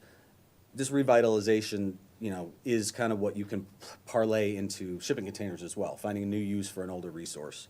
So we see that as both economically efficient and environmentally, friendly as well. So we're hoping this can be the heart of this shopping center. And if you would please go to the next slide. We've put together some pictures, just some renderings and some actual pictures of existing places. I'll call your attention to the two center ones, just to identify that we've got some national retailers that have actually put this into practice. These are notoriously slower adapters, we'll say. So you can see a Puma and a Starbucks development whereby they were able to essentially, doing the same product lines but stand out in a competitive marketplace, put them in a place that they are noticeable. The yellow corner picture was kind of neat in that they took just 2 shipping containers, did a stagger stack, 300 square feet of footprint, but they were able to accomplish 800 square feet of usable space with that deck and everything else. And quite frankly, it's visually appealing. As a customer walking by, you're going to probably turn your eye to that moreover than you are a typical traditional build of 800 square feet. Those 2 bottom corner images are kind of representative of what we could see happening on this 14D parcel. As you can see, they utilize the block build, but incorporate courtyards and decks and active space for customers to kind of frequent and have a reason to spend time there in that space.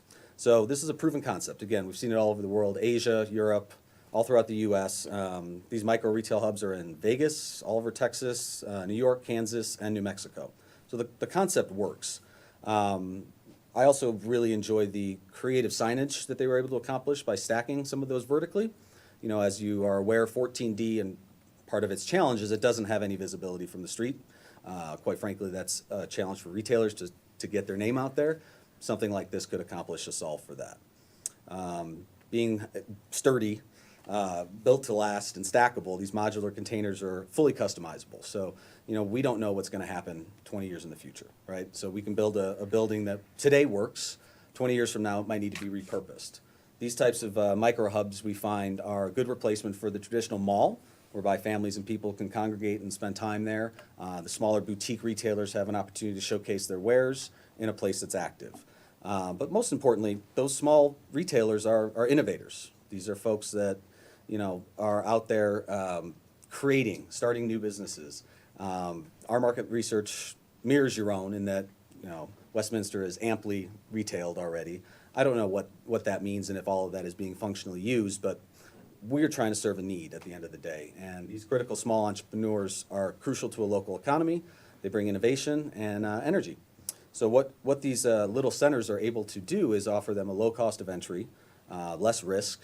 They're pooling resources. If we picture, a cupcake shop or a flower shop, they don't have the overhead or the capacity to go out with a $30,000 marketing budget and get their name out there and bring customers through their door. This type of concept allows them to pool resources and have that customer base kind of input for them in a plug-and-play capacity. Really, it's incubator space. So you bring in smaller shops into here so let's say our 5,500 square feet of traditional retail in the initial plan that we've proposed, it'll be 3, maybe 4 suites, traditional 1,200 square foot. It'll be the same tenant base, regional and national players that can plug and play into that, and we will be competing with the surrounding shopping centers in that community already. Nothing wrong with that, but this allows in that same footprint to have upwards of 20, 25 independent boutique retailers, and oftentimes when they incubate through here and have success, they move on to other larger footprint brick and mortar stores. So it is a flux of growth. It is new business coming into the community. And it does parallel very well with Schoenberg. We're not going to get too much into that today, but the goal there is to create a food hall, an active space where people can congregate, eat, and socialize. That is the context of restaurant incubation. So there is a good parallel between those two concepts. So between the conflicts of design, art, entertainment, sustainability, practicality, and collaboration, these concepts work and thrive. So I'm going to just take a step back, though, for a moment. I'm going to bring John on to talk a little bit more about the history, how we got here, where it came from, on Schoenberg and the surrounding area. So if we could just move to the next slide, please.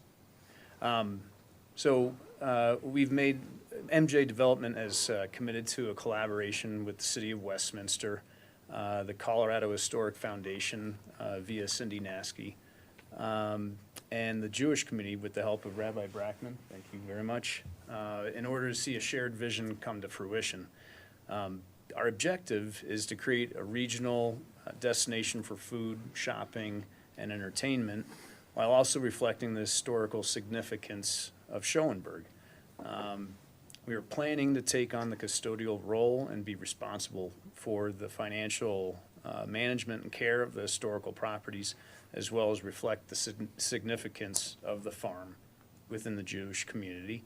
The 2 parcels would become a destination and a gathering place for all of Westminster and the surrounding area. At the moment, as far as I know, the only denizen of Schoenberg is a guy named Steve who enjoys the comforts of and the amenities provided by one of the silos. I think there's also a guy named Pete, but he just throws rocks through the windows. Regardless, I don't think Steve and Pete are going to be too happy with our plans, but I think that the rest of the city of Westminster would be. Hopefully they'll be pleasantly surprised and pleased with the objective to create an atmosphere that can be enjoyed by everyone. Next slide, please. The food hall concept has been a successful one across the country as well as around the metro area. One of our major goals is to allow small businesses, small restaurants, a space to cut their teeth. We want to create a community feel and a family-driven marketplace with an awareness of the Jewish significance of the property. There's roughly a dozen food halls across the state or across the metro area, and more on the way. It's a successful business model. But we've noted that there really isn't one in this submarket. We do already have a built-in market around the site and that needs these parcels to do their part in serving the community. A family-driven community center being the mantra of this development. Next slide, please. So Schoenberg has been sitting idle for decades, and we'd like to breathe new life into these properties once more. With the new properties we were building on the neighboring parcel, we can bridge the old and the new in more ways than one. We hope that this presentation has been informative and inspiring, and we thank you for your time, and we're prepared to answer any questions that you might have at this right now. Thank you. Councilor Newmiller. Hello. Hi. So I'm excited to hear that you're really interested and passionate about the Schoenberg Farms site, and that this project that we're looking at tonight is meant to hopefully fit in and expand upon the use that you're trying to create.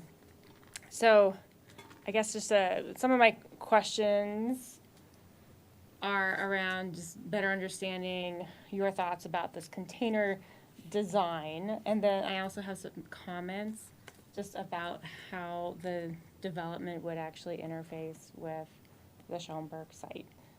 So I guess when you're talking about utilizing this container type of construction, I did look at it years ago. We actually toured the Exchange project that's up in Fort Collins.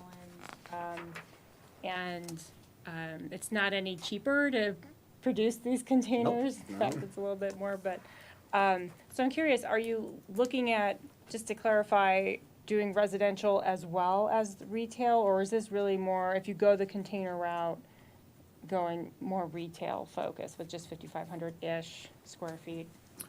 I think it'd be more retail focused. I mean, we would still look to maximize the site. We would do some more market research, quite frankly, and determine, how much demand there is for this space. We see it now as there is zero availability. You go in this submarket, you're not going to find a 200 square foot space that a small business can functionally operate and rent in a retail capacity. So we'd be providing that need. The residential piece is still functional. There's lots of residential container builds that are pretty nifty as well. So it might be a marriage between the two. We know the residential piece works, but if we go the route of the container build, it is certainly more focused on the experience and the shopping aspect. And quite frankly, hopefully, helping you bridge and get to that optimistic side of some of your sales projections that you were looking to see on those tax gains. So did that answer your question, hopefully? That does help. Okay. And I think also the fact that, we can do this in phases is an attractive piece for us as well. That through the shipping containers, it's a little easier to, add on to the shipping containers versus a typical build. So that's something that is attractive to us because we're sizing the market to some degree by doing it that way. I do like the projects that have been established thus far with those kinds of, with the container concept and with the incubator concept especially. I'm definitely curious to know what kind of market and feasibility there is for that use. I think you're right, there's not a market hall and there's not this type of incubator space.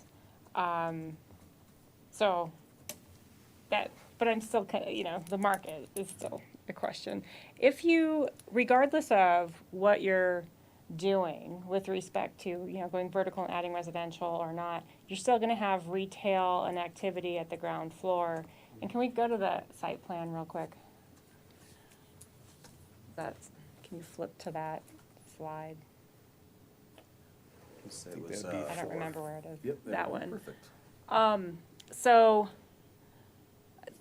this one in particular, I have comments about this, but in general, there's not a lot of outdoor activation that you have, just even with the Schoenberg site.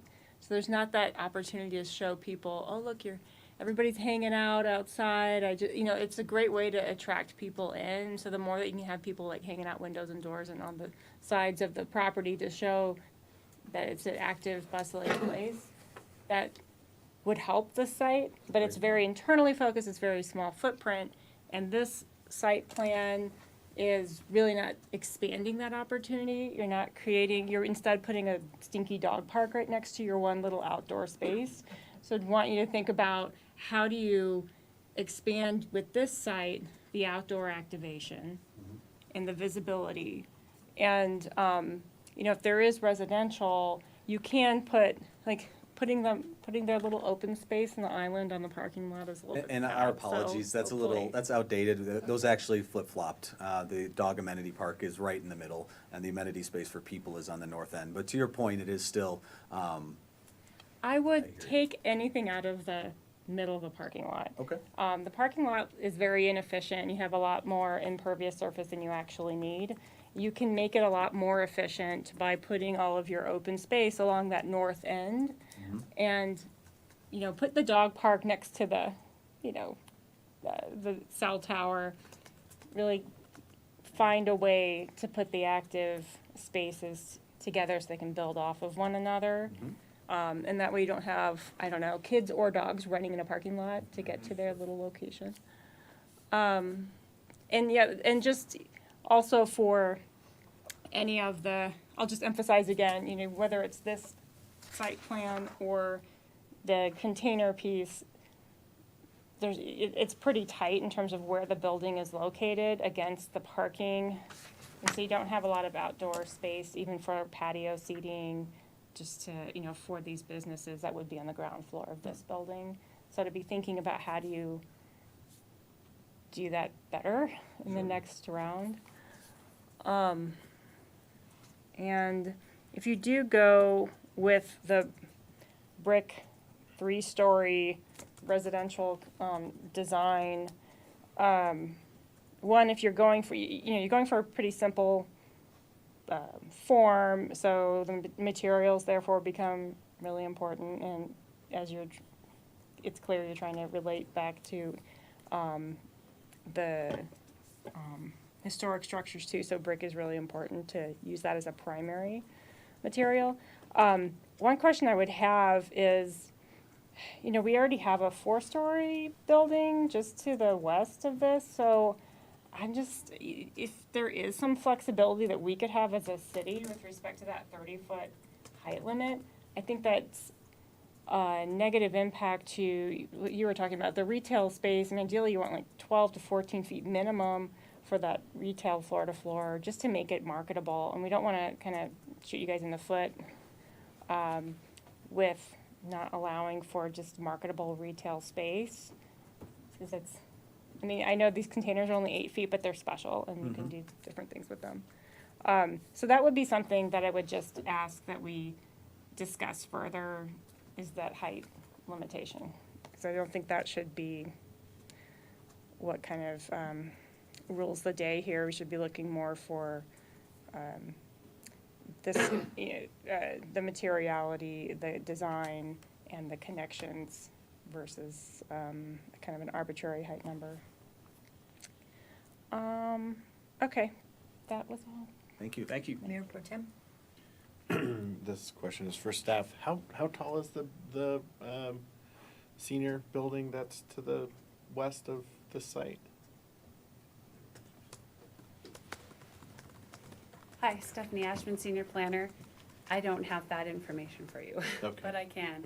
And I was thinking probably it's appropriate to get the cell tower height as well, just for context. I'm curious, just like as a Councilor Namela's comments, what the transition from that senior center to the street would be depending on how tall this ends up being. I'd be curious. I mean, it's not important tonight, but if you could get that back to us, I'd be curious. Yeah, of course. And then my only other question, I'm looking through here, I'm assuming that if you did residential, it's for rent, not for own. Correct.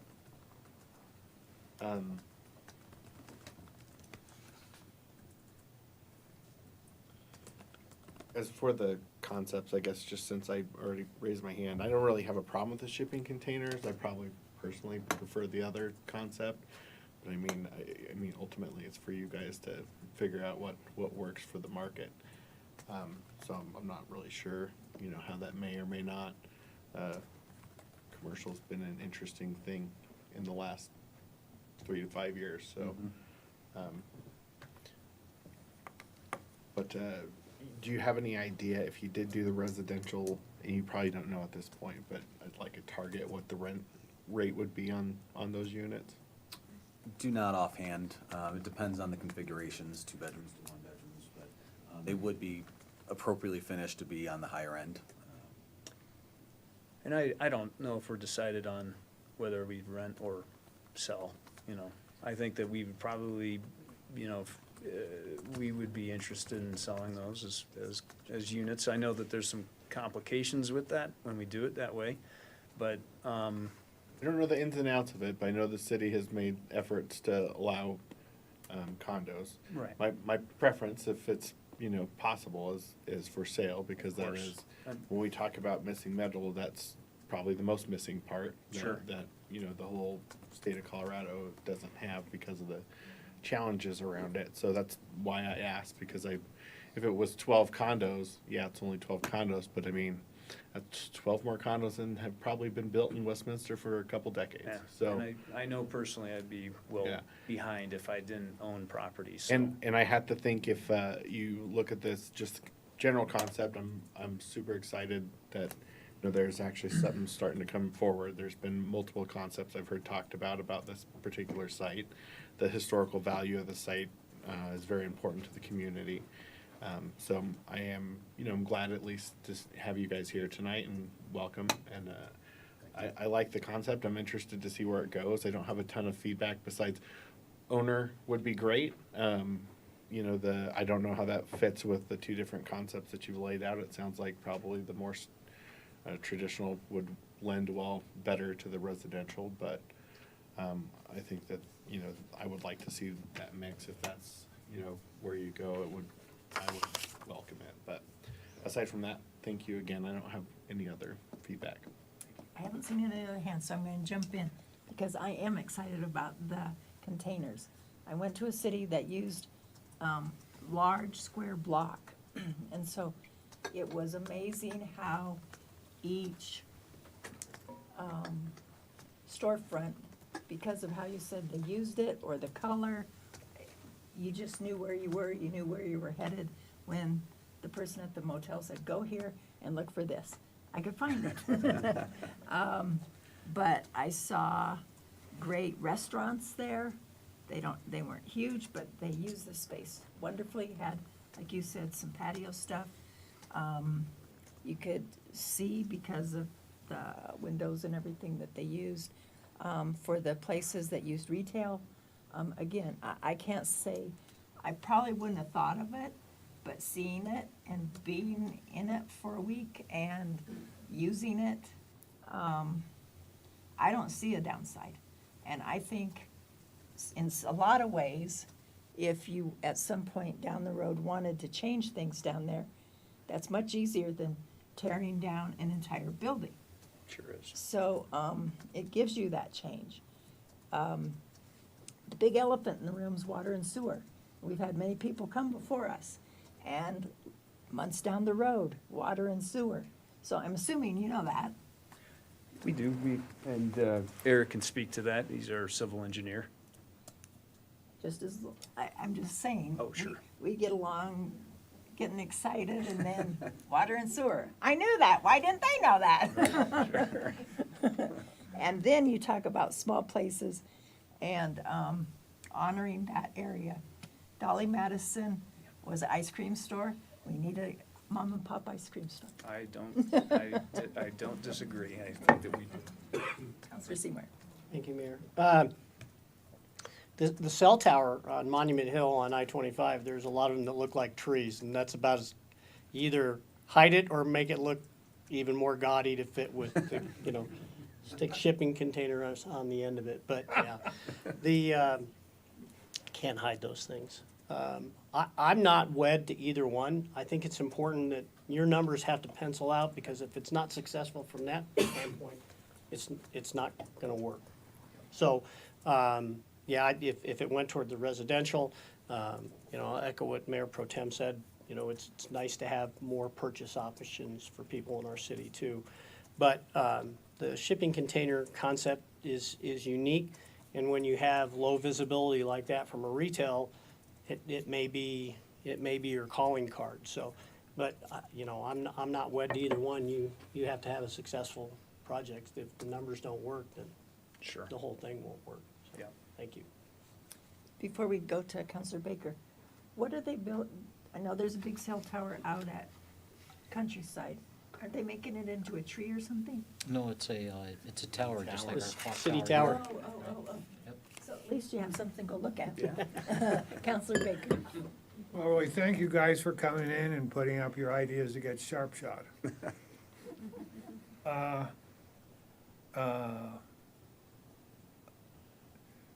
For the residential part, how would the residents gain access to their units? Well, I guess through the front door. On your rendering, I don't see any entrance, apartment building entrance that goes into a lobby that has elevators or stairs or whatever. And would you have internal hallways in this building? All of the internals will be architecturally figured out as we move forward. But yes, of course, we would have hallways and access in a standard format. You So could if you probably made, speak to the spacing so if for you that. made 12 units, they'd be probably 700 square feet a unit? One bedroom, one bath?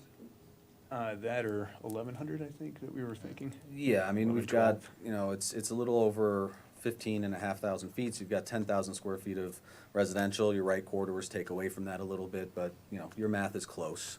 750 to 1,000, depending on the unit makeup.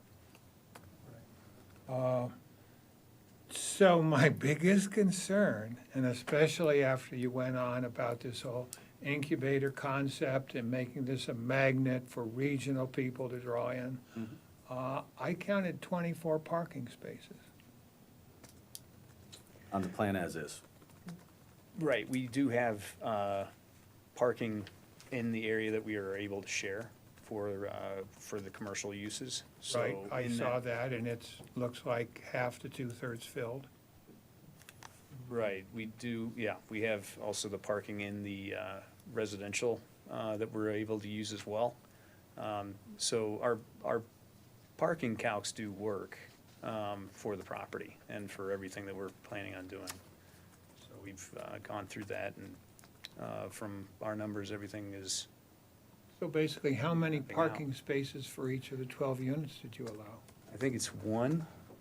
It's to, the residential side of it, I understand, counts off of bedrooms, I believe. So if it's a two-bedroom space, it's 2 cars, single bedroom, 1 car. I believe that's what the code allows for. Right, and at 700 square feet, probably all one-bedrooms. Not necessarily. No? You get 2 bedrooms in that? Well, my first house was 920 square feet, including a garage, and there's 2 bedrooms. Gotcha. Well, if we have 12 to 18 parking spaces for the residents, Mhm. and we have as many as 20 boutique shops. If we go the They all route- have to have one operator and one customer in that 40 spaces. So we're now at 52 to 58 spaces and have 24.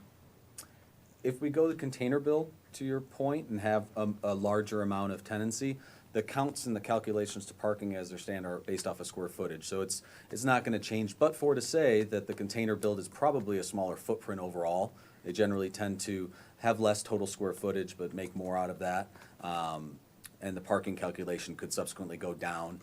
The residential is the bigger driver of parking for this particular site in our numbers. So, you know, doing away with a portion of that, you know, would lower that parking requirement. But at the end of the day, we'd love to build a 30,000 square foot building here and have a lot more activity, but we are driven more by parking. So the parking tells us what we can obviously build.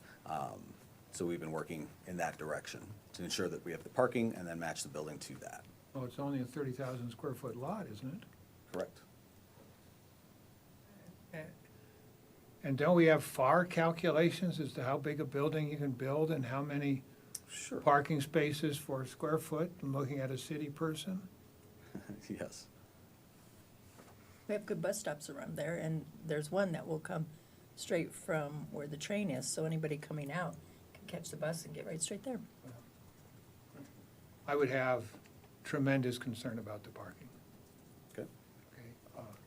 And I also do not think that a container design would fit with the neighborhood at all. Appreciate your candor. I was just gonna say, for me, the parking piece is not as much of an issue. I agree with the mayor that there is better transit in that area, and also if you have a parking analysis that shows an expected share with the rest of the commercial development, as well as what you have on the Schaumburg site, we would, at least I would. We kind of start with. Defer to that. Yeah, we kind of start with parking and work from there. You know, the parking is what drives everything, so we kind of start from that, say, all right, this is what we're allowed, and then move on from that point. So it's a big driver, of course. We won't be asking for any parking variances or anything. We will work within code as is. I'm with Counselor Seymour and Mayor Protem. I'm kind of in between. I really don't have any tie to one design or another. The container, I would like it to match its historical significance, which then would lead me to an architectural factor of like a true building design.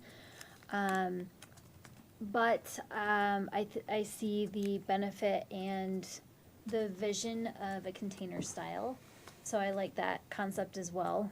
So I'm not tied either way.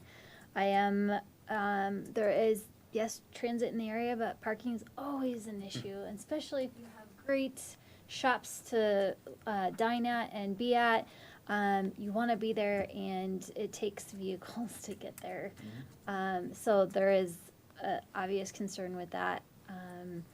I think 2 per household. If it's 1 bedroom, obviously one vehicle space is sufficient. But yeah, I think what you have here, it's exciting, and I really truly appreciate the value and the efforts that you're making. I know that it already has a historical reference, but the ties that you're trying to make with it, and that you're willing to accept that historical role is great. So thank you for that. Councilor Zaki. I love the concept. I think in order to achieve the economies of scale in an inflationary context that we're in, we need to be creative. So it's a wonderful idea. Thanks for bringing it forward. More questions from you for us that you need clarification on, or? No, this has been very informative. We, apologize, we don't have our full market research on the container style yet. It was more appropriate in our mind to take this first step and get some feedback before we spent a lot of time, effort, and money on that direction, so. Part of the reason for this kind of concept. Perfect, thank you. Yep. Anything else for us, or? Not on my own, no. Thank you. I think this has been very helpful. Absolutely. We really appreciate all of your time. All right. Thank you. Thank you. Does Mr. McConnell have anything else for us? No. Okay. As stated at the outset of this concept plan review, counselor comments are gratuitous and do not bind or obligate the applicant, city staff, planning commission, or city council to any course of action or future decision. And I will now close the concept plan portion of this meeting. That brings us to parking. All right, Mayor Pro Tem, councilors, when we brought the ordinance forward to, or the initiative forward to move parking program from the PD into community development, we went through that process, a lot of discussion. You asked for a 6-month update, and so that's where we're at. We're at the 6-month update, following up as you requested. So turning it over to Mr. Burgess. So, go Good ahead, evening, Juanito. Mayor Pro Tem, and councilors. Happy to be here to provide this 6 months update on the parking program and, things that are working well for us since we implemented the changes at the beginning of the year. And then a couple of things that we are gonna put on the table for you to get direction to respond to some of the challenges we're facing as we continue to manage and enforce parking citywide. Next slide, please. The purpose of the presentation tonight is to provide this update on parking enforcement activities and then to seek further direction from council, specifically on updating the restrictions for recreational vehicles, trailers, and other vehicles in non-residential districts within the city. Next slide, please. So during the conversations that we had at the beginning of the year, when we made those changes to the Westminster Municipal Code, some of the items that we discussed and the feedback that we got from the council was to make sure that the enforcement vehicles were properly identified so the community could recognize the vehicles. So we work with our communications team to brand our parking enforcement vehicles, and so as the officers drive throughout the city, they're easily recognized by the citizens. During this update, we're gonna provide some highlights on common violations that we're facing in the community, and then how things are going with community outreach. One of the things that were brought up during the conversations that we had when we were proposing the changes to the municipal code were regarding community outreach and communication, making sure that we created a general parking line.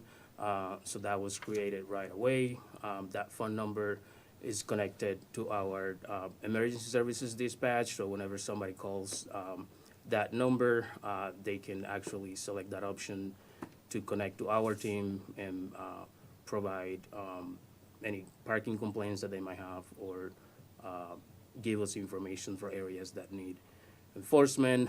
We also revamp all the information in our websites, multiple websites, both for the police department, parking enforcement and community development, as well as the municipal court, to make sure that folks had access to that information and they could reach out to us to make sure that we were getting out there and enforcing any parking violations. Next slide, please.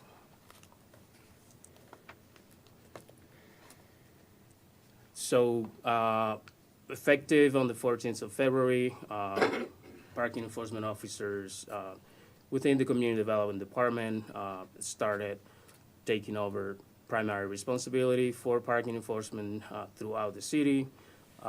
We still maintain the ability for Westminster Police Department officers to issue citations, and we work with the police department staff to make sure that all the citations that were issued by Westminster Police Department officers were sent to community development, and so that process was work in the back end, and so all citations are handled throughout the same adjudication process, whether they're issued by a parking enforcement officer or by a police officer. So parking violations are now a civil matter, and they're handled through an administrative process outside of the Westminster Municipal Court. And that's a process that allows more flexibility. It allows us to communicate with the community, to really have conversations and realize what's going on, work with folks and help them through the process and make sure that they know, what the regulations are, what they're doing right, what they're doing wrong, and what can we really do to help them get into compliance. The ultimate goal here is to help people be in compliance.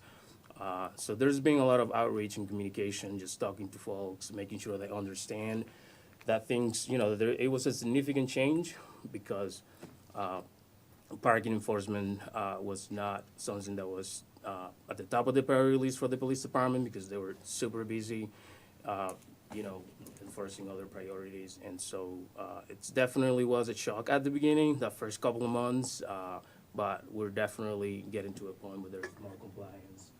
And we still have the ability to communicate with folks and make sure that even, in particular, new residents, Westminster is a very attractive community, and we have folks moving here from all over the country and other parts of the state even. So we have that ability to communicate with folks when they're moving in, explain, what they need to do when they're moving in, and get that taken care of, so they don't get any parking violations.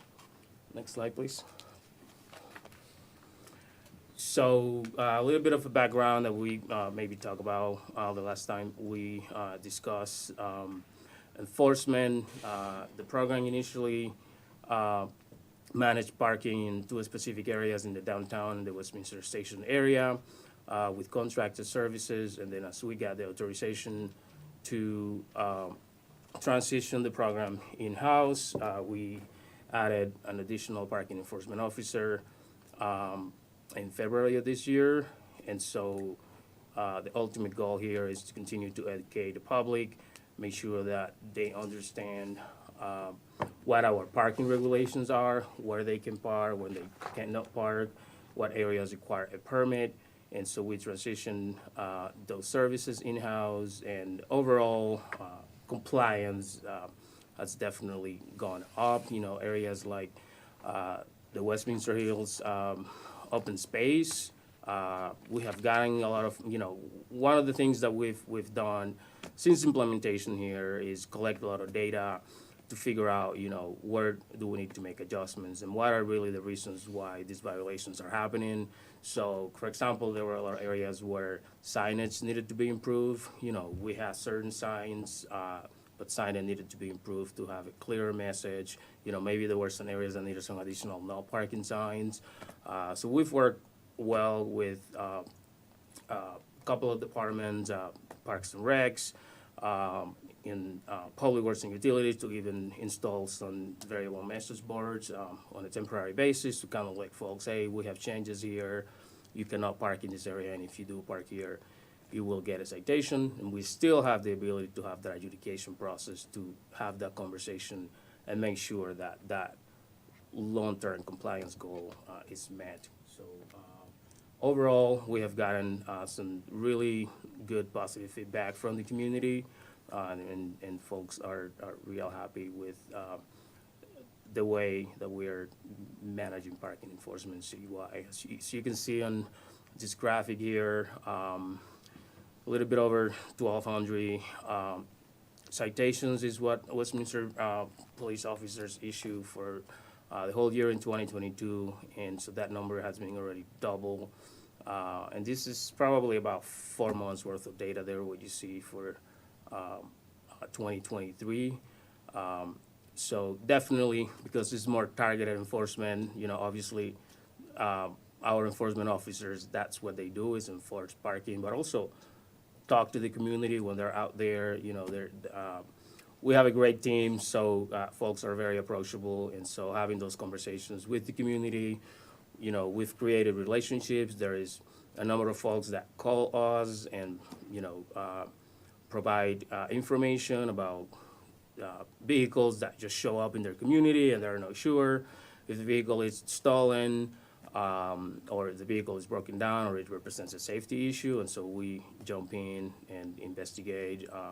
The police department has been great supporting us, in particular, you know, Commander Lester and the folks in dispatch and the records team. You know, they really help us out to make this transition and get access to the resources that we need to make sure that we can get in contact with those register owners and make sure that they're getting the information that they need, you know, giving a little bit of time if they need to get in compliance, but making sure that they know that they have to, you know, follow the rules. And, you know, in a lot of cases, we get a little bit of negative feedback, you know, folks, especially those that have been in a community for a long time, and they say, hey, I've been parking this way in this area for 15 years, and we understand that, and that's an opportunity for us to have those conversations and let them know, we get it, we understand it, you know, it's a new program, you know, we're trying to keep the community safe, please help us help you, and so far, you know, 100% of those conversations we've got in compliance. So we're happy about the direction that the program is going. Next slide, please. So you can see here kind of a split of where most of the citations are being issued. So when you see that citywide number here is basically areas that are outside of downtown Westminster and the Westminster Station area. So you see the 60% of those citations are in the rest of the city.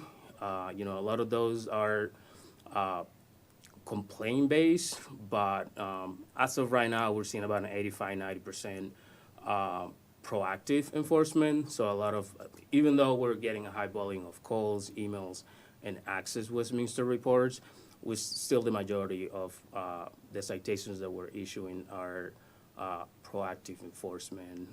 One of the things that we did when we started the transition was to create a specific item in Access Westminster, so anybody that's trying to report a parking issue can just select that option, and that gets sent directly to my team so we can respond to those folks immediately.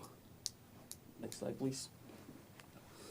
So here you see a little bit of a split of what are the violations that we're seeing the most, and hopefully this is not a surprise to anybody, but the majority of the citations that we're issuing are folks that are driving with vehicle with expired plates. It's a huge issue, and we are doing what we can to educate folks on that. Let them know, you know, that it is illegal to have a vehicle on our streets without a valid license. There's also been a change to the regulations at the state level. So something that we've been educating the public on is that effective on the 1st of January of this year, they are starting to charge late fees and back taxes. So the longer you wait, the bigger that bill is going to be.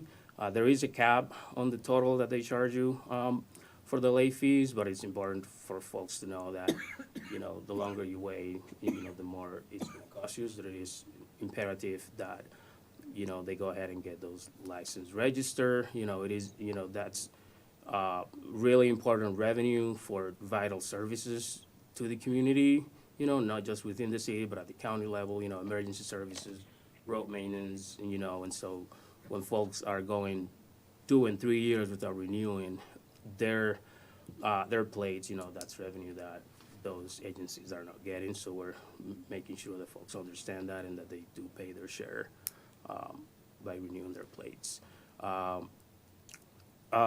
Recreational vehicles are definitely something that we're seeing a lot of issues over there. In particular, just illegal parking of RVs. You know, some of these tend to be older vehicles that are also unregistered or have expired plates. They are inoperable at times.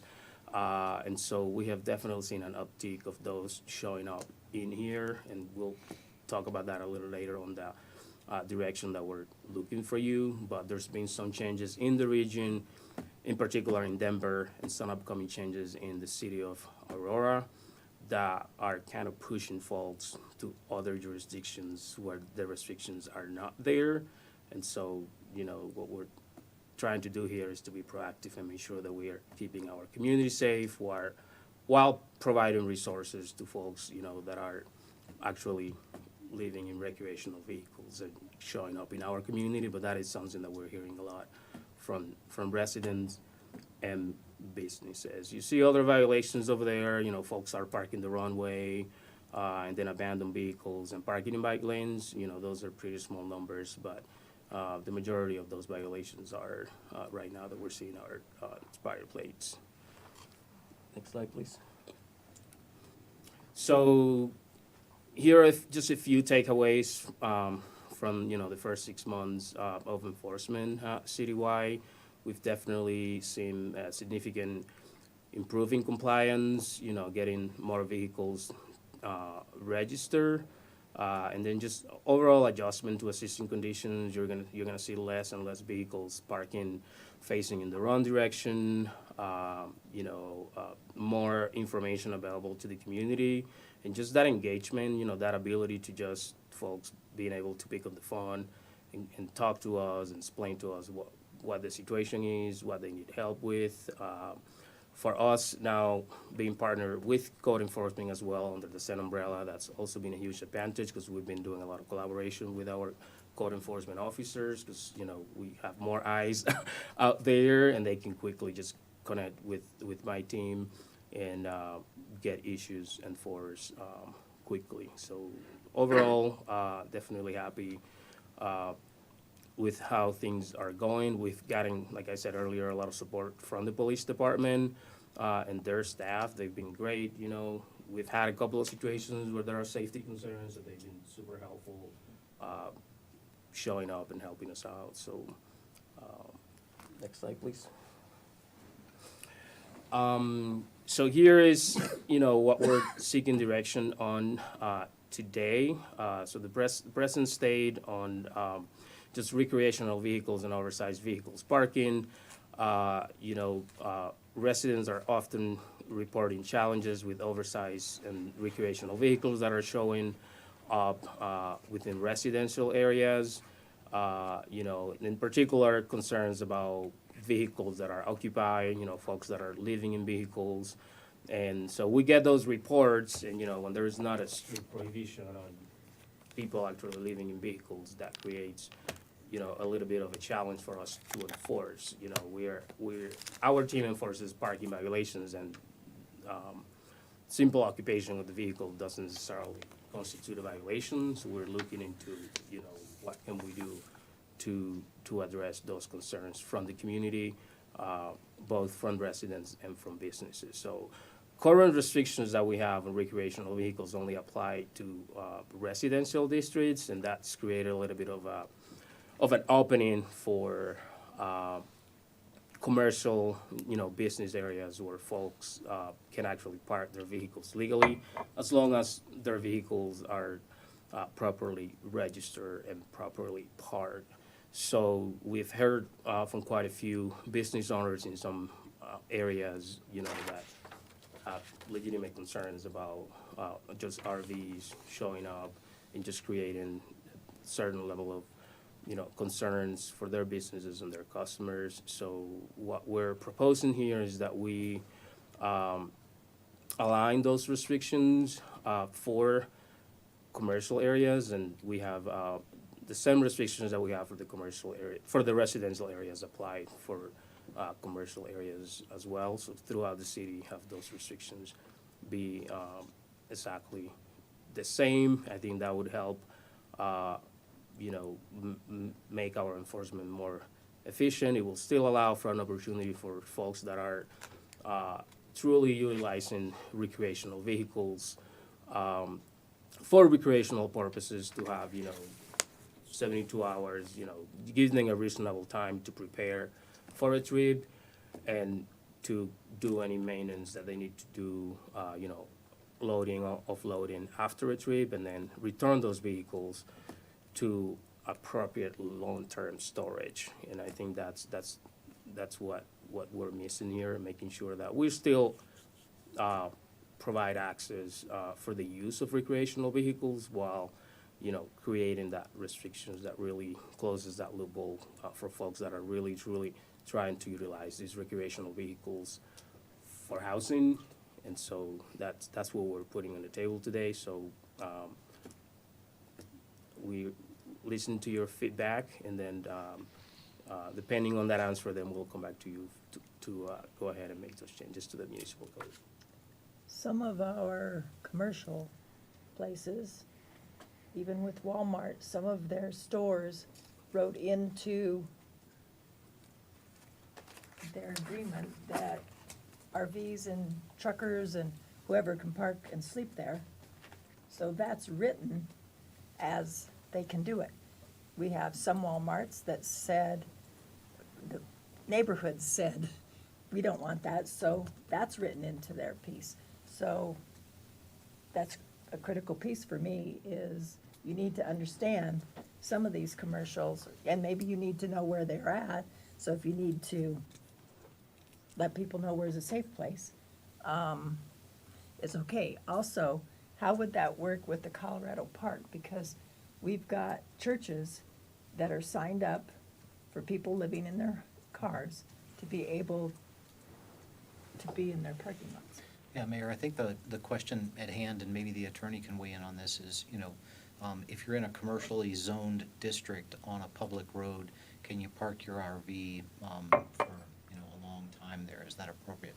I'll give you an example. I was on a ride-along last week in and around Costco and that whole kind of business park industrial area. Probably counted, you know, half a dozen to a dozen RVs parked away, squirreled away on the streets. And the challenge is you can't do that in the residential area, but there's nothing prohibiting that in the commercial area. And so I think what we would propose is we could come back with some ordinance language that cleans that up, with the exception of those areas that have been approved and designated by the city as safe parking areas, for example, overnight parking, safe parking areas. Is that fair? Is that something that's achievable? I think it is, and I think what we're talking about are basically like 72-hour limits for parking of recreational vehicles on residential streets. Should that same time limit apply throughout the city on all the streets? Yeah. And this wouldn't All streets. necessarily conflict, I don't think, with a private property lot like a Walmart if they have made arrangements on their lots. We're talking about the streets. Absolutely, yeah, this is strictly on streets. You know, we're not really trying to infringe on the use of, you know, private property, if you will. This is mainly for.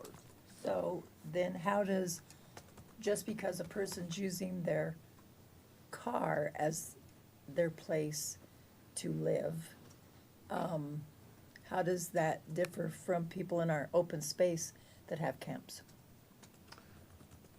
Well, think about that.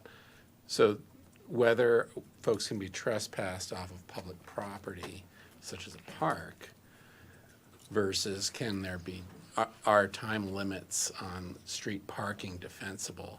I believe time limits on street parking are defensible, whether they're on residential or non-residential streets. So that's really the question, more than trespassing off of public property. So we're allowing 72-hour RV parking on residential streets, and now we've got an inconsistency in the code which allows more than 72 hours parking on streets outside of residential areas. So I think that it would be defensible if we tied those together, made them consistent, applied a 72-hour limit throughout the city. Yeah, and again, I don't expect to bring before you language that would include, you know, living on a vehicle, whether that's an RV or, you know, a passenger vehicle. I think that's probably a different conversation for a different group to bring before you as far as addressing homelessness and folks living in vehicles.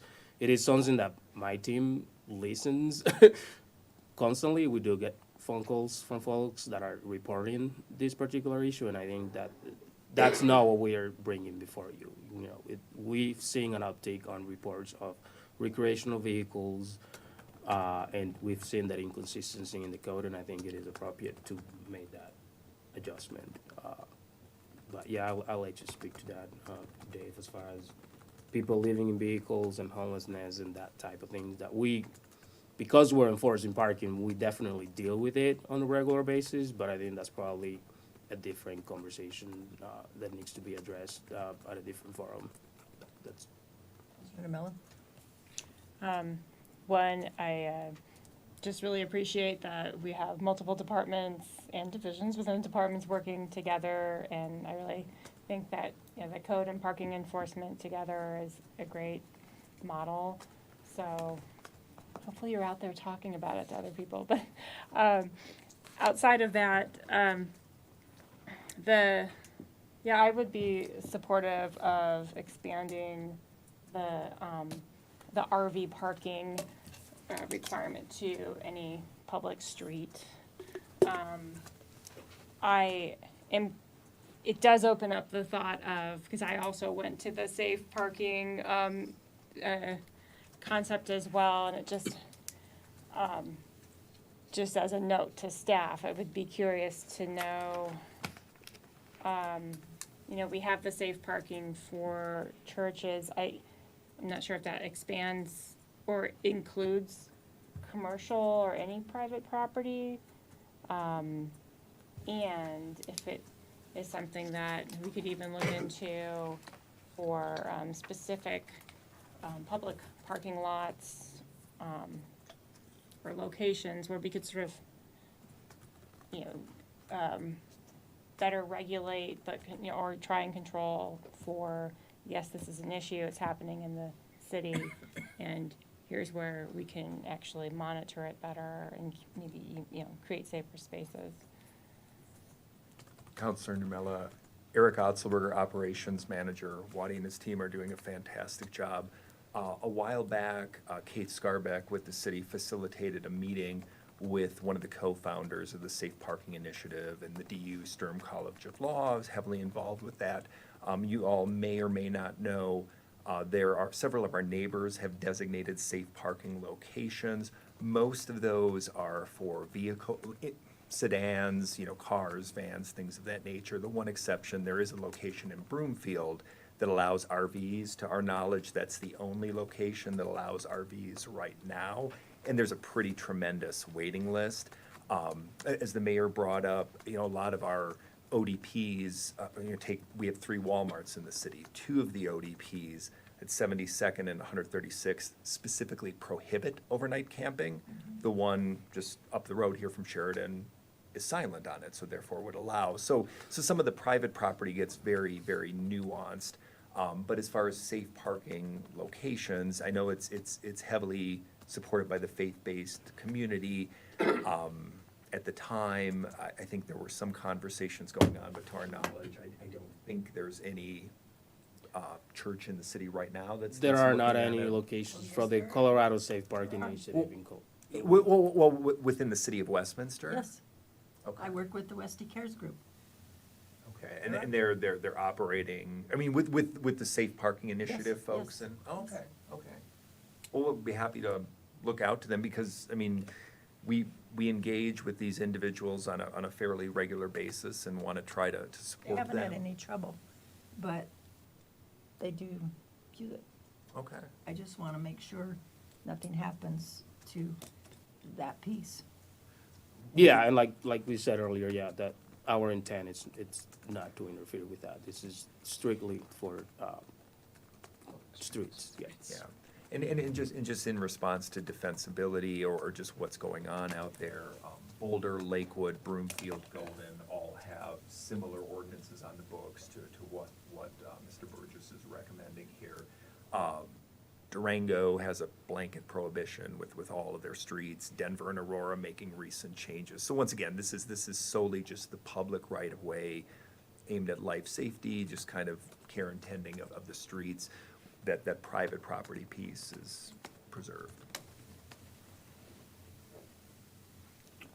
Sorry, Mayor Pro Tem. My question is about getting better segmented data between the rest of the city. I mean, it's downtown and everything else. Everything else that's pretty vast area. And I'm specifically hoping tonight you can address one of the things that was brought up when we started looking at call it being more serious about parking enforcement.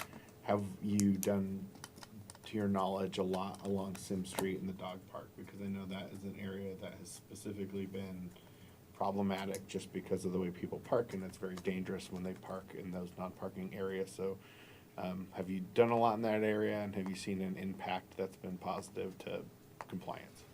Absolutely. We have done, I mean, a significant amount of enforcement in that area. It goes back to what I mentioned. We had folks parking all over the place there. There is a capacity issue. There is a separate effort ongoing with PRNL and some other groups here. We do have a specific website with a timeline, and we're hoping to have a plan in place by November of this year. We had a conversation about that particular effort this morning.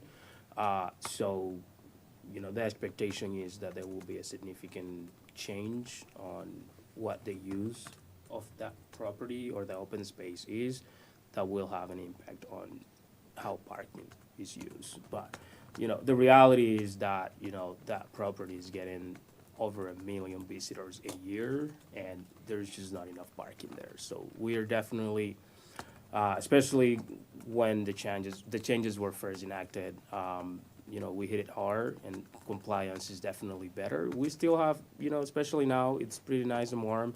Folks are out there, with their dogs, and so we still have, because of that high volume,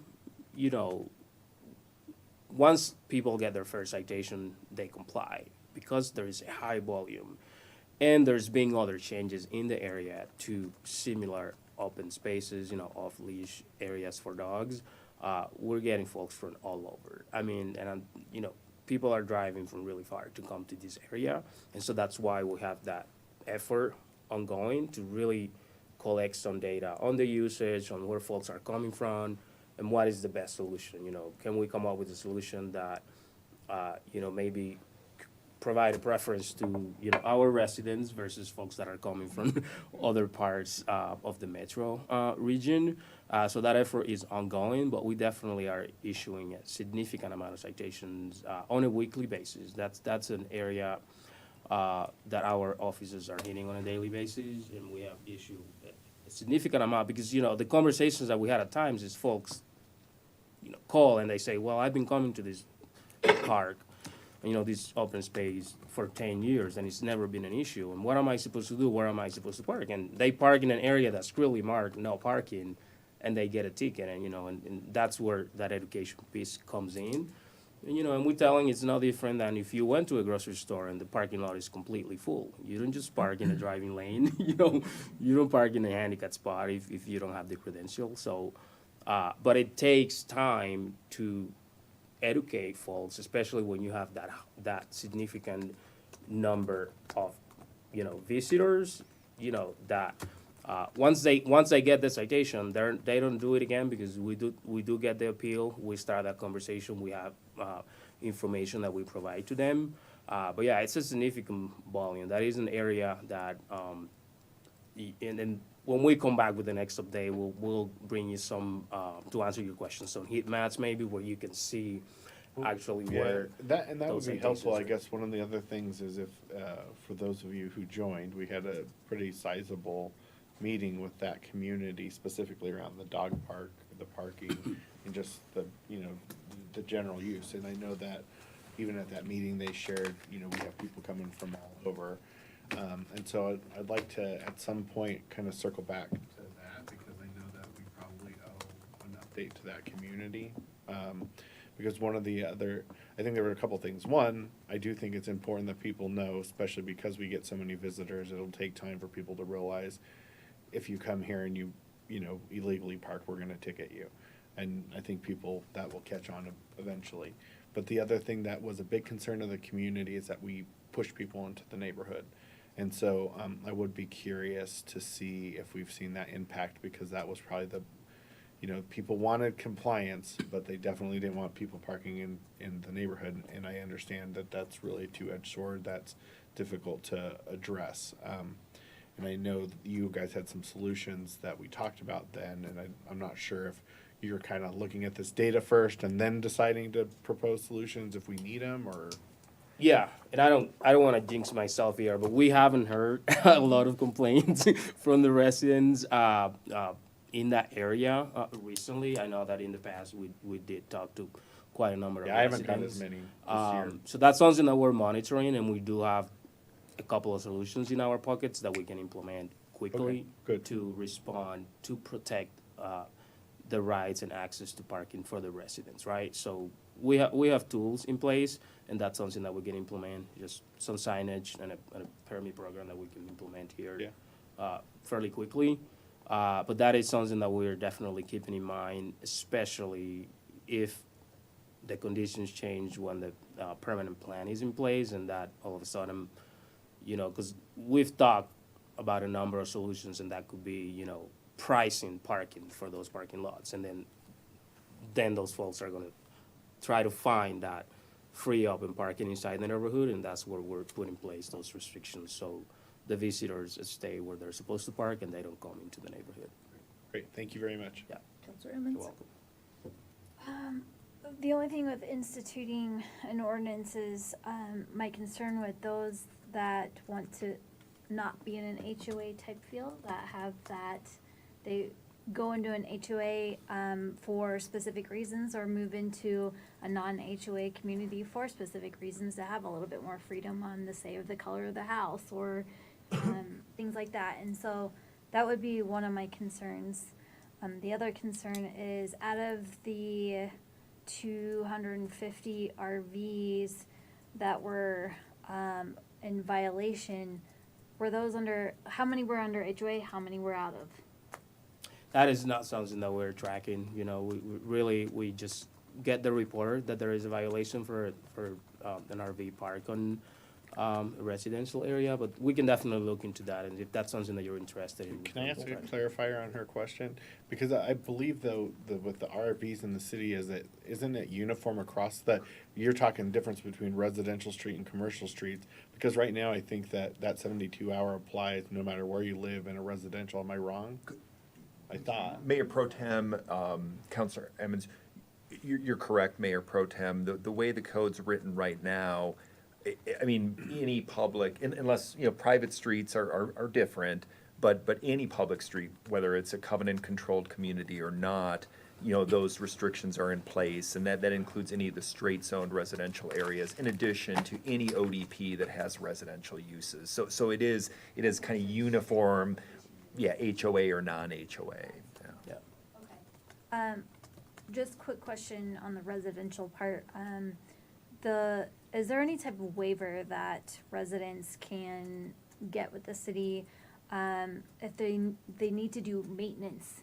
Sometimes it takes longer than 3 days to do maintenance on an RV type vehicle. Yeah, so our programming, I think that's where that customer service piece comes in, and we do get a lot of feedback and complaints from the neighborhoods, but I'll give you an example. We got a complaint for a particular RV that has been parked on the street, over the limit, and it turns out that was somebody that just needed a certain accommodation. That person needed additional time to work on their vehicle. They were a disabled veteran, so we worked with them, provided that accommodation, and gave him additional time, and follow up with the reporting party and let them know, hey, without providing, information that, we want to keep everybody's information safe, but let them know, hey, thank you for the report. We're working with the resident,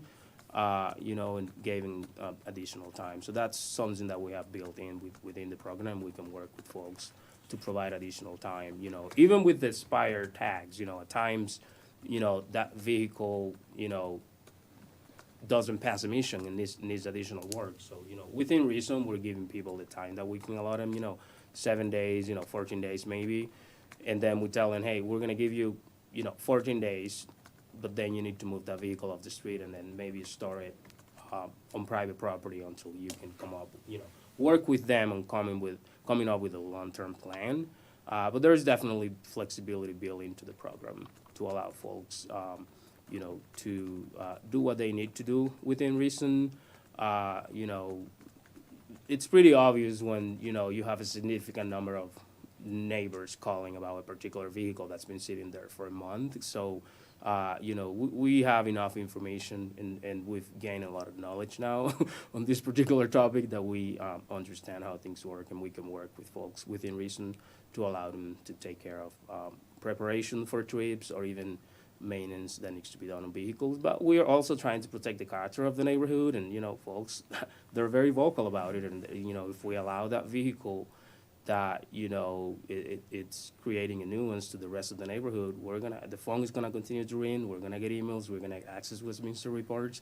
And, we're trying to look out for the best interests of the whole community, and that's where it's a balancing act. But we definitely have flexibility to work with people and help them out within reason.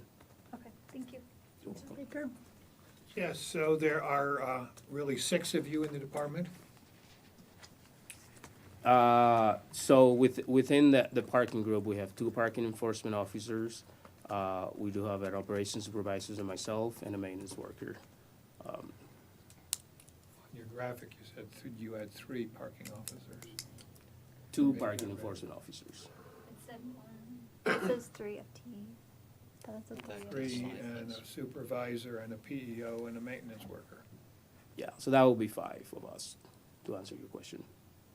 And how many cars do you have? There's 2 parking enforcement vehicles.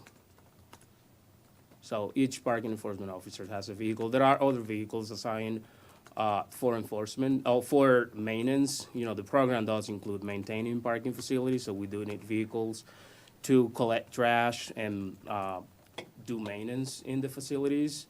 But for parking enforcement specifically, there are 2 parking enforcement vehicles equipped with license plate recognition equipment. And so your maintenance worker is a basically janitor at the of like the structured parking garages? So we have 2 parking garages, and there are about 7 public parking lots that we have between downtown and Westminster Station. So that maintenance worker maintains both the parking garages and the parking lots. Okay. But he doesn't have a vehicle? He does have a vehicle, yes. Currently, he's driving a Prius. We are in the queue to exchange that Prius for a pickup truck, but it's currently being built. But that was in the budget for this year. And you guys work 5 days a week, 8 hours a day? Hours vary within the department. Some of us work 10 hours. Some the enforcement officers do 5 days, 8 hours. Counselor Baker, the team is working 6 days a week, so Sunday is the only day that there isn't Okay. parking coverage. And you're covering the hours between 9 and 5? Yes. And of those 2,000 tickets you've issued, how many have you put on a monetary fine? On a monetary fine, can you explain that? How much? How we many of them collected? have you collected money Yeah, on? we have How many of them have you waived? We have collected approximately $70,000 on parking fines so far this year. Okay, so $70,000 at what, $30 a ticket would be, If you look at if you look at the parking fine schedule that we brought before you, the parking fines vary. So right. there are some that are 33, $30, there are some that are $100. right, okay. And how many of your incidents are generated by you, city initiated, and how many are complaint initiated? I think we touched on that a little earlier on the presentations. About 90% of the citations that we're issuing are proactive, and about 10% are complaint-based. Okay, I guess I didn't understand or wasn't listening when you said that, sorry. Okay. And of the 35% of the tickets you've issued in the downtown, so that'd be 700 tickets, what were they for? You know, like the other areas in the downtown in particular, the difference between the downtown and other areas throughout the city is that we do have pay parking in the downtown. It's a good mix between non-payment, you know, areas that require a permit within the parking structure, you know, residents that need to park in an area that requires a permit and they park there where they don't have a permit. ADA violations, folks that are parking on a space that reserved for handicap parking, long-term parking in a loading zone. So it's a good mix, but I would say a high percentage of those are for non-payment on a paid parking. So on that category, they would have been in the other category. Because you had expired plates was 1,300 of the tickets you wrote, and RVs 17%, so that's what, another 300. So just between those two categories, out of the 2,000 tickets, you've written 1,600 there. And if you've written 35% or 700 tickets in the downtown. Yeah, I mean, it's not a significant number. The majority of the tickets we're writing, you know, the reality is that since we implemented the transition, the downtown has taken a backseat to the rest of the city. There's no other way around it. We're getting the majority of the calls that we are getting for parking issues are coming outside of other parts of the city, not from the downtown. The majority of the enforcement we do in the downtown is proactive enforcement. We rarely get complaints from residents of the downtown about parking issues. So hopefully that answered your question. Okay, so how many tickets do you waive of those 2,000? How many did you waive? How many did you give them a break on? That's not a number that I have. I can definitely come back to you on that number. But again, it's a case by case, you know, the way the adjudication process works. Yeah, I understand that. And I think that's good too. You know, because as you said, we want compliance. Yes. That this is not a revenue stream Right. for the city. We want compliance. Yes, I would like that number. Yeah, and I would say we often, you know, provide a break on citations. But, you know, if you're a repeat offender, especially for the same violation, then that ticket, especially on that second time, it's probably not gonna be waived, but we do have the ability in some cases to convert a citation to a warning, and we still keep that on record. And what kind of appeal system? Refresh my memory as to what did we set up as an appeal system if someone feels he was unjustly? So within 21 days of the day that citation was issued, the responsible party has the ability to submit an appeal, whether online or in writing, and that comes to us for review. They can provide evidence and make their case, and then we go through a review process and then provide a decision on that initial first level of review. If that party is not satisfied with that decision, they do have the ability to go to a second level review. Happy to report that so far we have not had one single hearing on second level review. We have been able to resolve every single appeal within that first level review.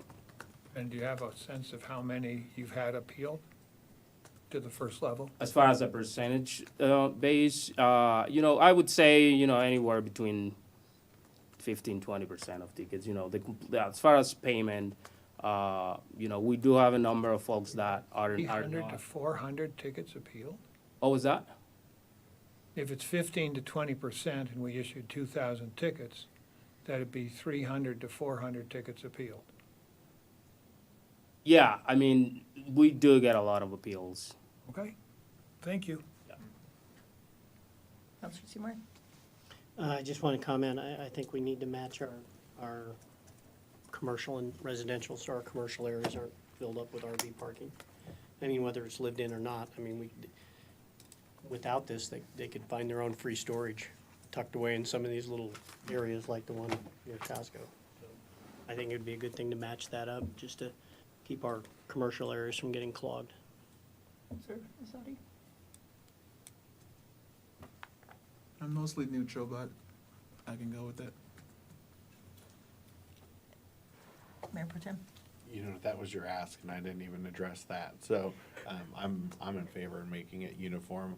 I did, before you clarified, I did have the same concern the mayor did, but it made sense after you started talking about it in this late hour that wouldn't apply to private property, which obviously I'm sensitive to. I do think that should be up to the private property owner, and I wouldn't want to cross that. But on the streets, I think that makes sense. Otherwise, we're just probably chasing them from residential to the commercial areas.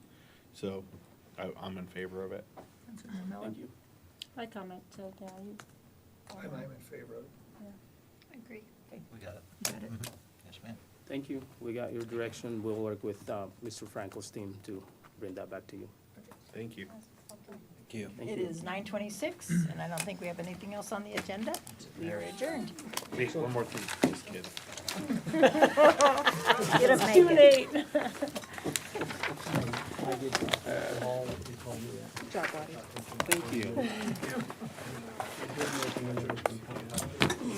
you.